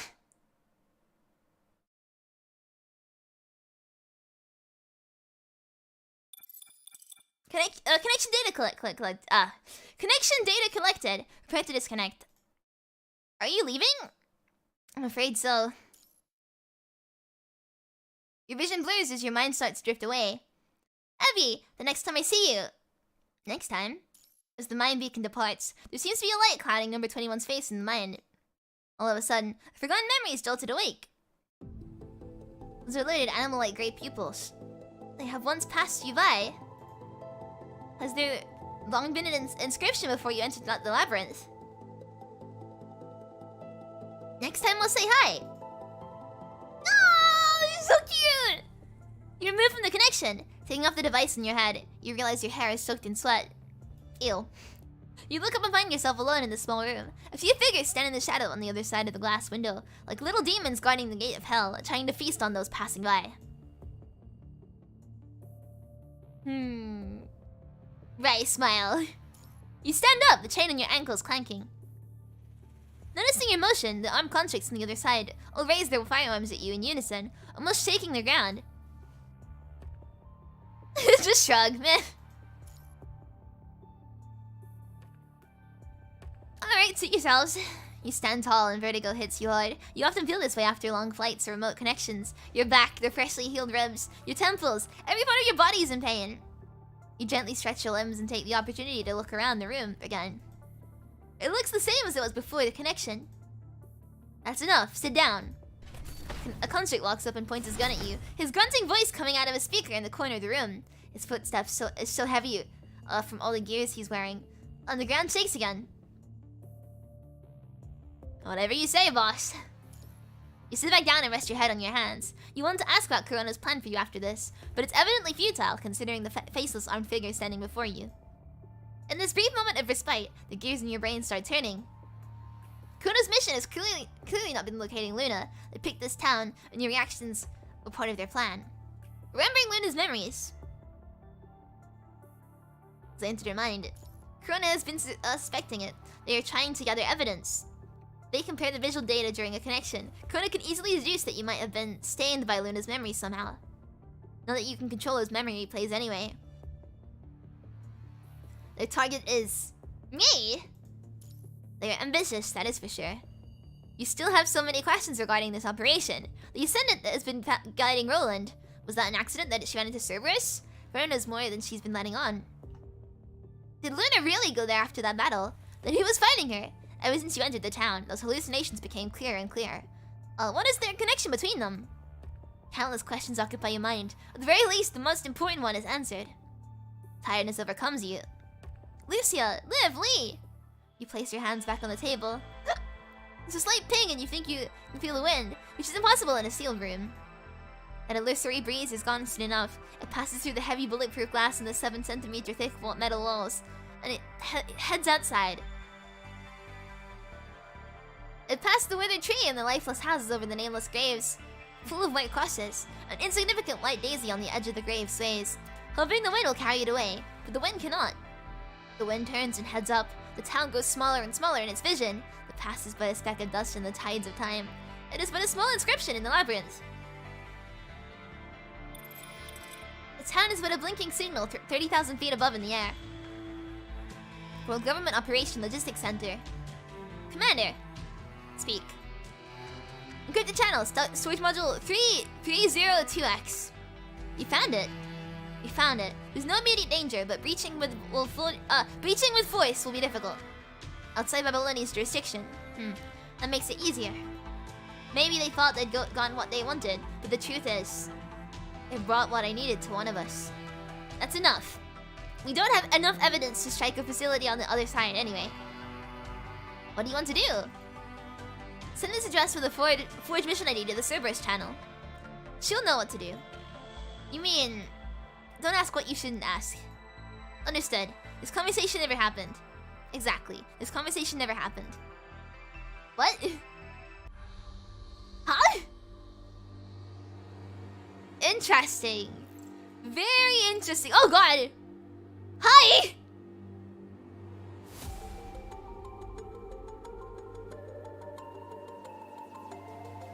Roland time, let's go! Oh wait, that's the wrong thing. I just realized the that wasn't on the screen, was it? Get down. Roland drags something over a steep slope. The sun shines upon his back. He puts his hand down and jumps off the slope, kicking up a dust cloud. Roland grabs the rope again and pulls it hard against the top of the slope. Eek, it hurts! What are you doing? On the other side of the rope, a large black figure is pulled over the slope and rolls into the ground. Its four legs slowly stretch out, helping its gigantic base and slim upper body to get up. Hey, let me loose! I can hardly walk like this! Don't you want to explain first? Tell me why you wanted to run when you saw me. Quite some time ago, way before Roland tosses Lamia onto the ruins. Huh?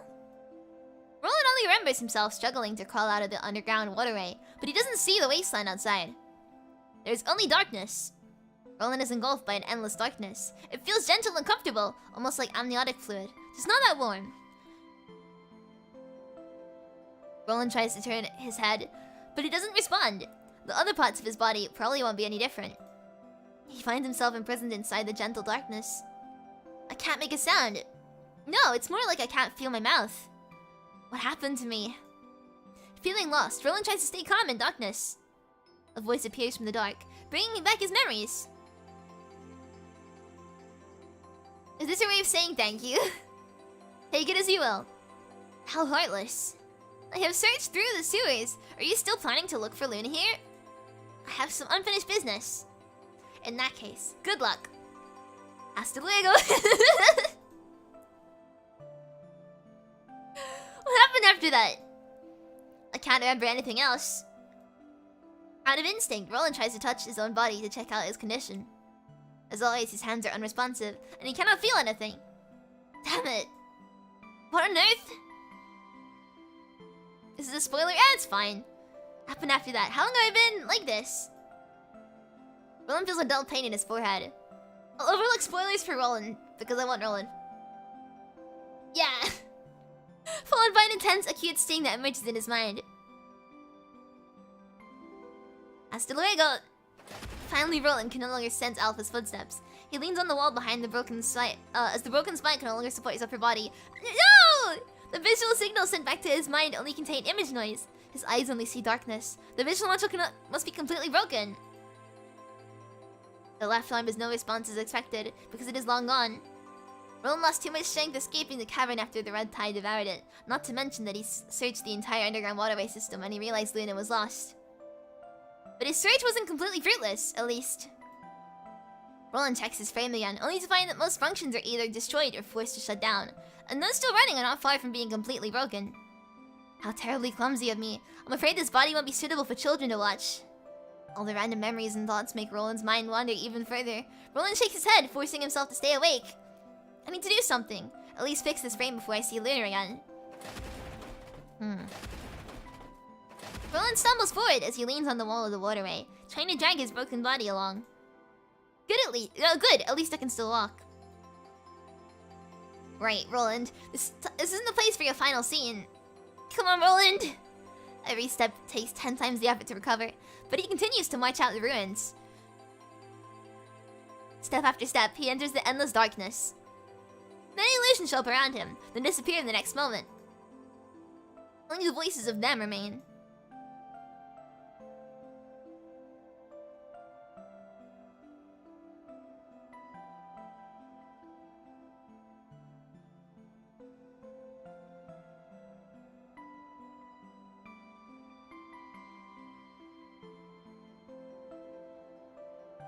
I'm not okay right now. It's young Roland! Ah! I'm very happy right now. Do you ever regret the choices you made? Or feel bitter about this miserable ending? There's nothing to regret or feel bitter about. I look a mess, but things are going according to the plan. At least until just now. Right, at least you had a real moment in your fake life. Huh? Do you have the strength to execute your next plan? Do you still believe that your action will matter? Look, you can't even stand. Why not call for help? You don't know when to shut up, do you? Roland knows what he said was true. He cannot even move a finger, but at least he feels wind once again. Roland's senses are shut down one by one as he loses more vital fluid. He weakly rebuts the shadow as they mock him. Will constructs go to a cyber heaven after they die? I probably should go to hell, though. It's no longer a place he doesn't mind going anytime, though. As Roland's mind wanders away. Huh? What's that? Roland's mind is still dazed. He sees a vague light spot. The spot is gradually getting larger. It's moving toward Roland. Huh? Roland is befuddled for a brief second. That's such a Roland word, isn't it? Befuddled. Then he laughs. At least you think he's laughing. I heard of this near-death mind damage experience before, but it's another thing when it really happens to me. How funny. Gabriel would love to see this. But never dreamed that angels would come pick me up one day. The light spot is still moving closer. It's very slow but unstoppable. Will there really be a heaven for me? If hell is where I belong, I don't mind this color. The light gently fills Roland's vision. He closes his eyes. Roland hears many sounds. Whooshing wind, rolling gravels, firewood crackling in flames, all of which finally enter his ears like dusty gears that start to turn. Huh? He opens his eyes again. Ooh! It's a tent. Roland sees a piece of shabby canvas on a few wooden sticks. It can hardly be called a tent.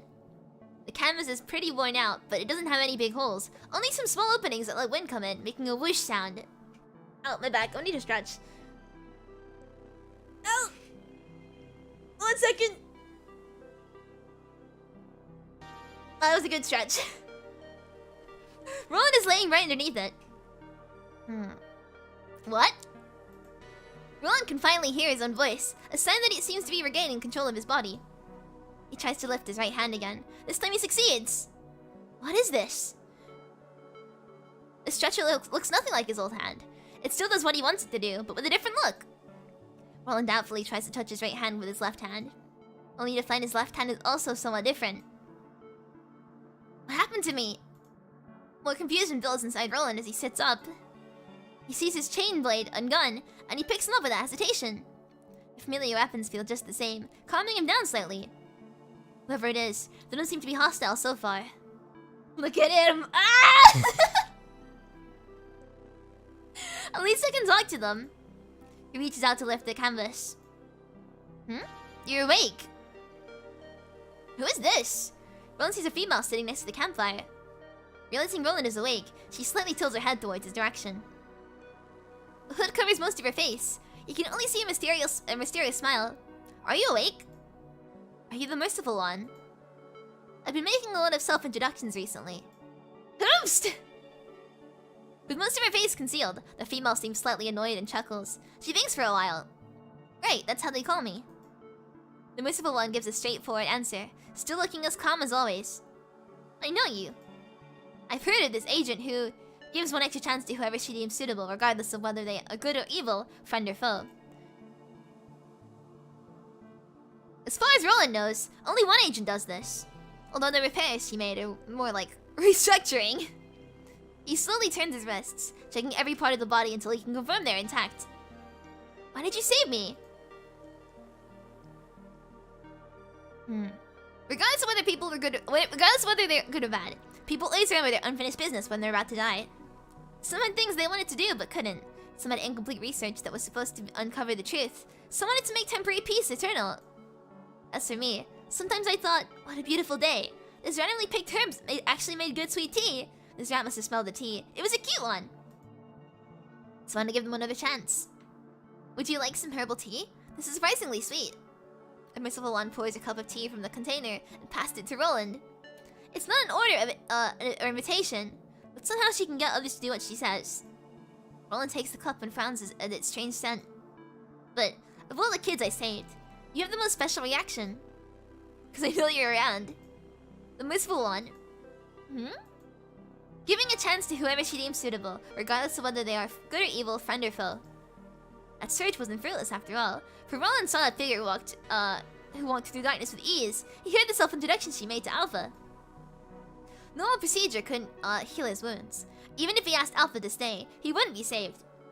I asked for help, but I wasn't sure if you really would respond.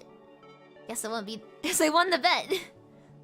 Her eyes slightly widened with surprise, but she soon put the gentle smile back on her face. You're a smart kid.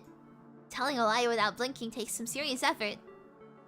I was the most famous actor during the late golden age after all. Ah, okay. I really like Roland. He's growing on me more now. Roland smiles and takes an exaggerated bow, as if he's trying to prove his words. Don't get me wrong, I'm very grateful that you saved me. My life ends here. The world would be a lot less interesting. And that really concerns me, especially from what I'm about to do. Is it for that white kid? I remember her. Luna is her name. She's lost, but the power she gave you is still around. She says it very casually, as if it doesn't matter at all. But Roland tenses up immediately after hearing Luna's name. He even feels the chain blade and gun heavier than usual. Have you peeked into my life, agent? Alerted by Merciful One's words, Roland quietly clenches the trigger, but lets it go after thinking again. She saw it, didn't she? But what can I do? She and Luna are both agents, and both possess this power.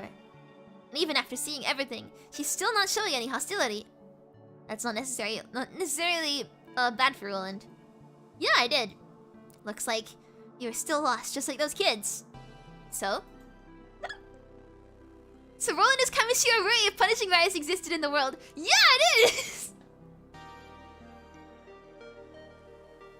Roland and Ray are both like the same. But you know what I mean. That's not a question to ask me. You should ask yourself. Huh? So, what are you going to do? The question is mine. I do not matter here. If you think I'm an interference or obstacle, feel free to leave. Or you can wait until the sun rises, then I will leave myself. I don't know if I can trust you. The Merciful One chuckles as if she has heard something funny. So what?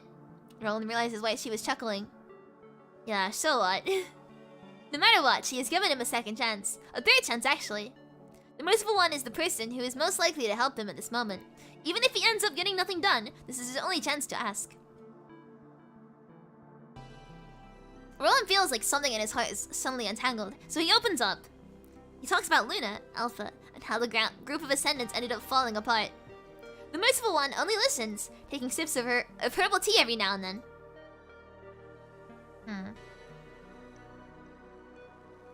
She finally puts down the container after Roland finishes talking. It was empty long ago. I couldn't help it when the tea was so nice.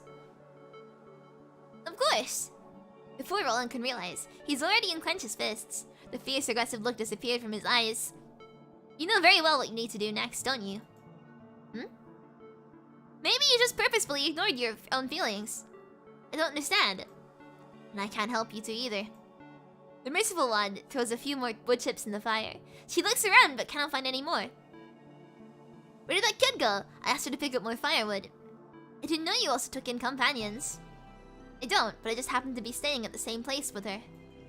She seemed to be walking a lot faster, so I asked her for a little favor. Oh, here she is. At least I don't have to start the fire again. After some rustling, Lamia shows up with a bundle of firewood beside her. Oh, behind her. Great, you're finally back. I can only find so much. Eek! Where are you? Roland and Lamia look at each other, startled. The next moment, Lamia realizes what's going on and immediately turns back, trying to flee! Sit, Lamia! Running from others is very impolite. The Merciful One's words stun Lamia, who docilely turns around and sits on her legs. Good girl. She then turns toward Roland. She was running away the moment she saw you. Do you know each other? I think so. Is she your enemy? More like a comrade. Very interesting. Since you're comrades, it's better to talk than to fight. The Merciful One picks the firewood from Lamia's bunch, then breaks it up and tosses it into the fire. Remember what I said? We were just staying in the same place by coincidence. I'll leave when the sun is up. I have said it many times. Are you still thinking about following me in the stealth mode? Your camouflage can fool Babylonian and other ascendants, but not me. As Lamia falls silent, the rising sun begins to cast a rosy hue across the line of mountains, making the shadows under the tent slightly darker. Well, now the sun's up, I've got to go. Since you know each other, I'll leave it for you to fix your own problems. Can I ask one last question before you leave? Huh? Why do they call you the Merciful One? They gave me this name, yet you were asking me for the reason. I don't know. Actually, I have never thought about it. The sun keeps rising, shining over the forest onto the dying embers of the campfire. The Merciful One is left. She didn't take the tent or anything with her. Perhaps this tent and campfire were just another thing she meets on her journey. Roland and Lamia stare at each other in silence. It's been a while since they last met, but the air is filled with tension. Roland remembers that Lamia has been on the radio silence for a while during ascendant operations. He starts to feel suspicious. Well, Lamia knows very well that Roland would question her for not showing up. She can never tell him what really happened. What to do? Although Roland looks quite different from his old self, Lamia doesn't want to take the risk. He is still Roland, and she has seen what that Roland can do. No matter what, she can't afford to infuriate him, so... Lamia. Eek! Tell me, why did you run from me? Ah, I see. What happened along the way? What happened to Lamia was a long story, but we need to go through it to explain why she ended up in the Merciful One's camp. So let's begin. Oh! This is what you're after, isn't it? A gleaming white cube appears on Lee's fingertips. Flashes key, given by Roland earlier. He hands Lucia the key before pointing his gun at Lamia. Guys with instincts are the worst. Can't let an Ascendant get a hold of it again. Ascendant? Pff, you really are pretty clueless, aren't you? What are you saying? I'll get nagged if I say another word. You're nowhere nearly as scary as that guy. Try as you may, I'll get what I want eventually. And this time, you're not catching me. Lamia flicks her tongue out to taunt them before disappearing into thin air. I don't remember this. I think this is probably from chapter 13 if I had to guess. Eek! If this road is destroyed, I'll have to wait at the end. Better not show up in front of them again. There is only one shot. Lamia was going to seize Hoshi's key from the exhausted Babylonian members, but the explosion and collapse of the facility have brought unexpected changes to Lamia's plan. Oh, this is from chapter 13, cool. It's gonna run over my head, so we're all good. Lamia managed to get the thing that he wanted, but she finds that if she doesn't run, she'll be buried alive with the entire facility. Eek, not again! Well then, Lamia gathers strength from all of 4 legs, leaping toward the top of the ruins, like a locust. Ah! A steel bar loses its hinge and swings down. Lamia's in midair, and has nowhere to run. She's knocked sideways, slamming into the ruins on the opposite side. The impact pushes Lamia all the way to the other side of the ruins. Meanwhile, right underneath her, Roland sits at the bottom of a crater, watching the red tide pouring down from the broken pipes. Beside him lies the other ashen hetero creature, now completely lifeless. He picks up his broken left arm, trying to match it up with where it fractures from his shoulder, before putting it down disappointingly. It's over! It's all over! I'm the only one left. This group of ascendants, led by Luna, is facing inevitable destruction. Lamia believes, but she refuses to go down with it. She wants to survive. She will survive, no matter what she has to do. Damn it, I won't die here! Ah! She forces herself up, clinging onto every single protrusion of the ruins. One step after another. Every step means she's closer to survival. Every step means she's moving further away from those people. But Lamia has to do it, because she must live on. She sees the sun outside. Let me tell this Roland that I watched Miss Lynn disappear and watched him die without doing anything. No, it's too scary! He's going to kill me for sure! Remember the polyphage? It was a complicated mess. It was a complete mess. I couldn't find you after that. Will he believe me? Will he? Whatever, I was lucky to survive it. You couldn't really do anything even if you were there. Yeah, exactly. Safe. What happened after it? Why were you in the camp with the merciful one? You seemed like you wanted to follow her. That's because... After Lamia left, she completed the deal, but someone didn't seem to think this way. She has only been walking on the wasteland for a few days before finding out that someone has been watching her. What's going on? I already changed my route many times, but I still feel like being watched and chased. Lamia has no choice but to give up hiding or staying. She departs once again, hoping to get rid of the pursuer. And then... Eek! 2 shells fly past Lamia's both sides, kicking up a lot of dust from the ground. She looks back at their source and finally gets a vision of the chaser. It's a black figure, rapidly approaching from the sky. You've got that thing. Hand it over.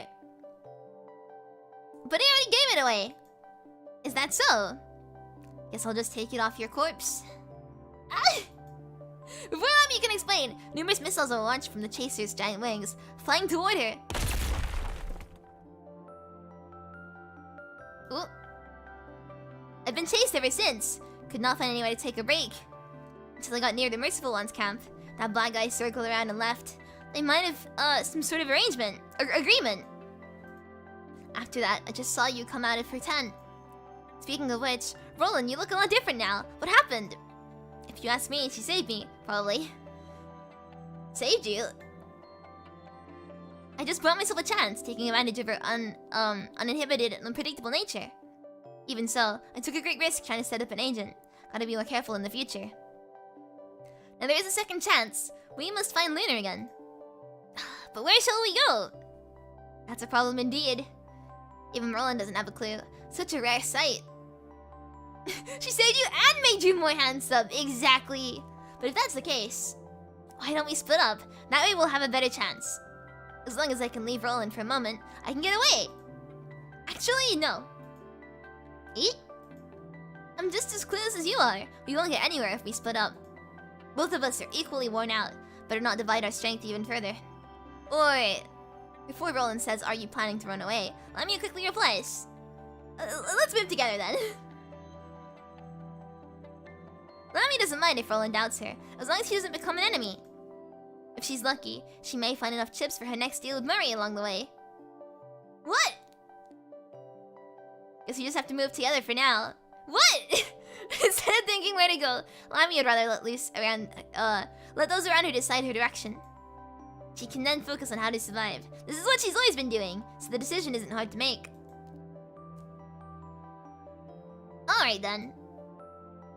We might have lost the others, but I don't see any harm in the 2 left behind sticking together. Chapter 13 spoiler. Ah, okay, I see. Right over my head, I'm just gonna ignore it. Whee! So Roland isn't eager to dig Lamia's hesitating and capricious response. It's not the time to push her away yet. After all, she makes a great scapegoat. Isn't an asset you can sacrifice at any time. Speaking of which, how much do you know about the Merciful One? Why were you with her? I don't know either. It's just that I sensed a power from her. Not quite like Miss Luna's, but very similar. So, you wanted to find a shelter, but she turned you down? Lamia nods. Ever after what happened to Shom, Roland had been investigating the Merciful One, but every piece of information about her was ambiguous, just like her mysterious smile and unpredictable action. She seemed to be always alone, with no minions or friends. Roland cannot tell if she poses a threat to Luna as an agent. Not to mention that she did save his life. She gave him so much, but asked for nothing. Even when she learned that he was only using her, she wasn't upset at all. Her Voodoo must be either a saint or a fool. Roland does not think she is a fool, but can hardly call her a saint. What is her purpose then? Either way, it's not something I should worry right now. Perhaps she had a purpose, perhaps she didn't, but that's not important at this moment. After all, he would have died long ago without her. Let's take a rest and head out at daybreak. He didn't ask any more questions. Am I safe for now? I can only keep going. There's no safe place. Lamia? Eek! I'll leave it to you to set up the guide, lassie. Eek! Why does she keep saying eek? Lamia wants to complain, but Roland is already laid back against the wall and entered hibernate mode. Stick to the plan. Understood. What? There's so much. How long is this hidden chapter? It's gonna be massive. I was just thinking it'd be a few stages, but it's so long.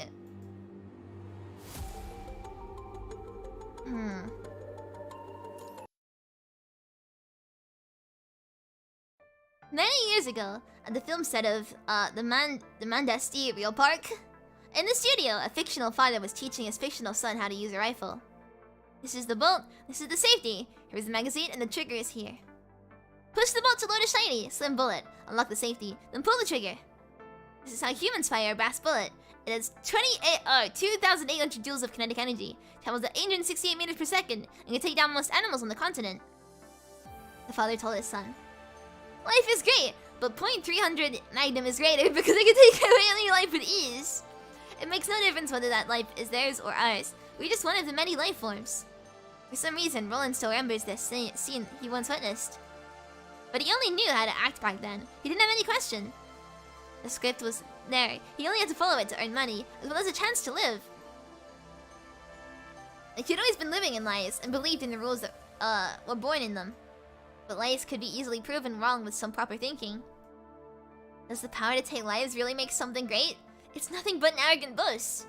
To Roland, struggling for survival amidst a world that ignores the importance of life should be called great instead. That is the real world. He enjoys watching infected constructs beg for the mercy of the Ascension Network. Fragile flowers that shatter after breaking free from their greenhouse, but still struggling to maintain their last bit of consciousness. And the innocent white that was born from the Scarlet virus. Those eyes had witnessed infinite despair. Still, she continued to venture toward her target. That white figure pulled him out of hell. The closer he approached her, the more he believed that she was the only truth he would ever seek. But he lost her.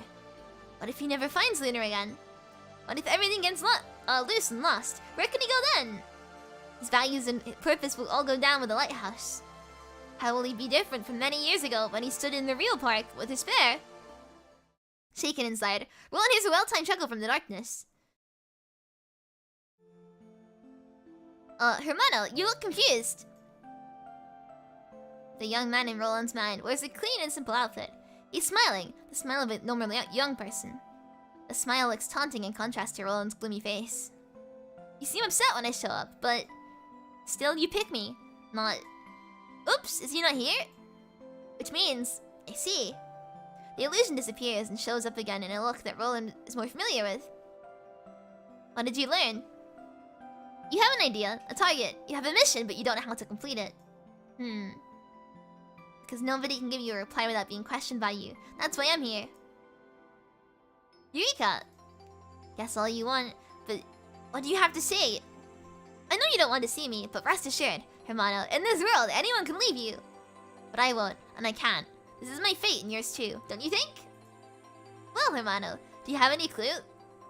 Get it done. My body's yours for now. Your body? What sort of impression do you have of me, hermano? What is this? Some electronic ghost may be able to hack into the mind of constructs through special frequencies and replace the host memory with theirs. But all I can do is stay with you and face you to the last moment. It don't come from outside and not another you either. I'm just the more honest side of yours. I cannot interfere with your future. I can only bring up those things that you didn't want to confront. Whether you like it or not, whatever you are going to do with them, they are there. So what's this thing that I don't want to face? Relax, hermano. I can see you're arguing back now. For now, just do what you feel like doing. You want to take action, and that isn't a bad thing. Roland's vision is interrupted by the rustling and collapsing of gravels. He turns his head around immediately. Lamia changed a post to make her legs more comfortable, but she's still hibernating. I don't think you need to keep such a watchful eye on her. As far as I can recall. Pick up. Where is it? You used to get along a lot better. Wait, again? That doesn't mean I can let my guard down, especially in this situation. Just look at me, hermano. Roland raises his right hand. It obeys his mind, but looks nothing like what he remembers. So what? You weren't such short-sighted. Has this new body changed you that much? What's wrong with that? I want to have another chance next time. I was lucky to be alive, so I must carefully think about how to use this second life. You never cherished your life. Are you suddenly nervous over something given by others? Maybe you're right. No. If you want to be a coward, you should do it from the beginning. You talked about being cautious. Why are you relying on this new body that you aren't familiar with? This life may be given by the merciful one, but it's still yours. It's your choice, your consequence, your soul. Everything about it belongs to you. If you want to fight or die, or to do stupid things, you do it yourself. Look at you, so detached and paranoid. You made yourself this way. Looks like you're right. Roland's expression relaxes slightly and gives a chuckle. With his nerves loosened, he gazes around the place. It is, or used to be, a low-ceiling hut. Bomb shells destroyed one of the walls, as well as half of the southern-eastern pillar, making its roof slightly tilted. Sorry, I have to cough loads. Still, the remaining structures are intact, making the room at least more comfortable than some random cave. Lami would probably agree. She curls up like a cat, occupying a corner of the room. Roland feels relieved. Can you stay a little longer? My presence is not determined by your words, but you'll know when I show up or leave. Hermano. The illusion emphasizes the word hermano. You're right. Anyway, I sometimes have this feeling. Huh?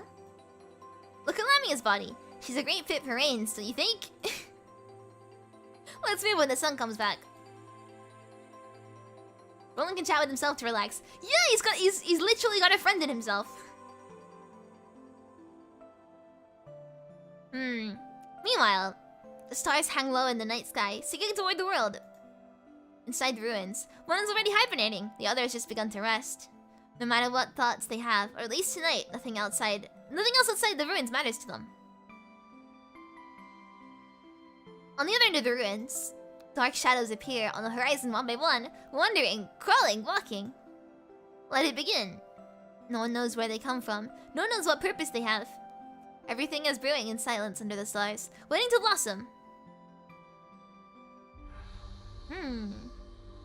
Very interesting. Right. I think what I'll do is, because this is so long, I might leave it here. Maybe. Because we've gone through a lot today. We finished the main normal story, but it's the hidden that we still got to do. So I think we'll probably come back to this at a later date. We also need to do at some point as well, brain is spaghetti. XO2? Wait. Oh, it's hidden. Wait. Yeah, so we need to do... Oh, great. Okay, wait. It's gonna get locked, isn't it? Oh, well, we'll come back to it on the night. We're gonna take Grand Blue. Maybe we'll do Inscription of Labyrinth again. Got so much to get through. Okay, anyway.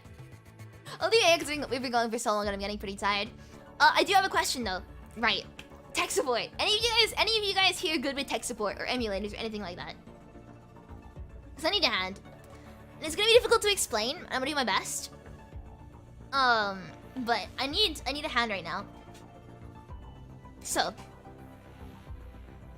a couple days ago, I mentioned I had a problem with Google Pay, right? Google Play rather.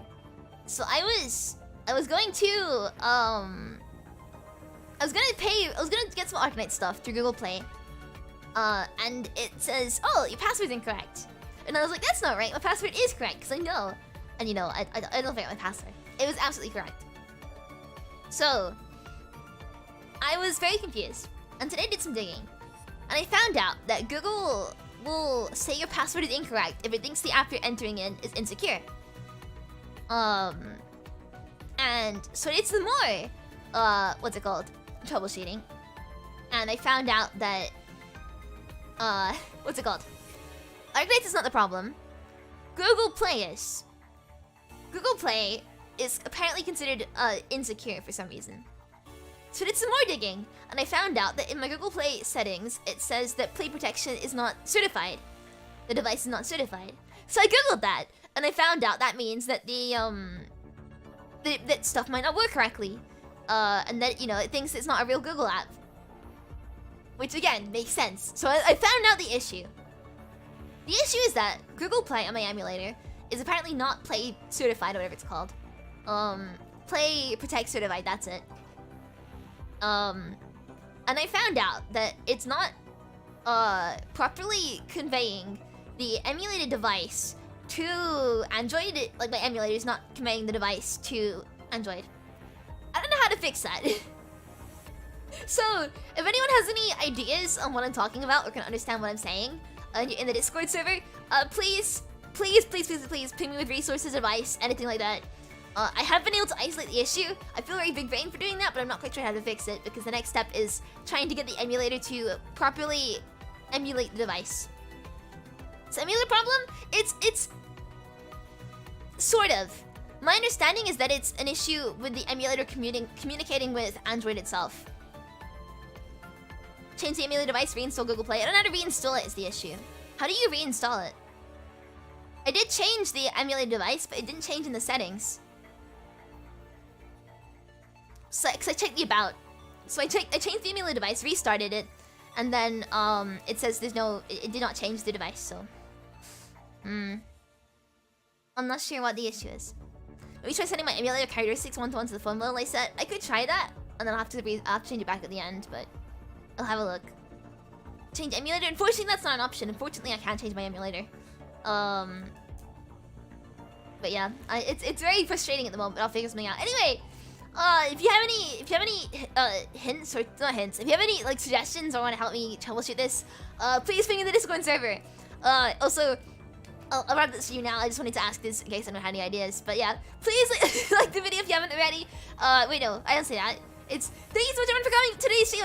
I really hope you enjoyed it. If you did, please consider subscribing and please like the video if you haven't already. Nailed it. I'll see you guys maybe either tomorrow or the day after. I don't know when I'm gonna stream on Billy, but I have to look into that. I'll see you guys then. Thank you for the help, and also, like I said, if you guys have any troubleshooting ideas, throw them my way. I'll have a look at them, and hopefully we can come to find a fix or something. But thank you for watching. Thank you for being here, and I guess I'll see you guys soon. Goodbye.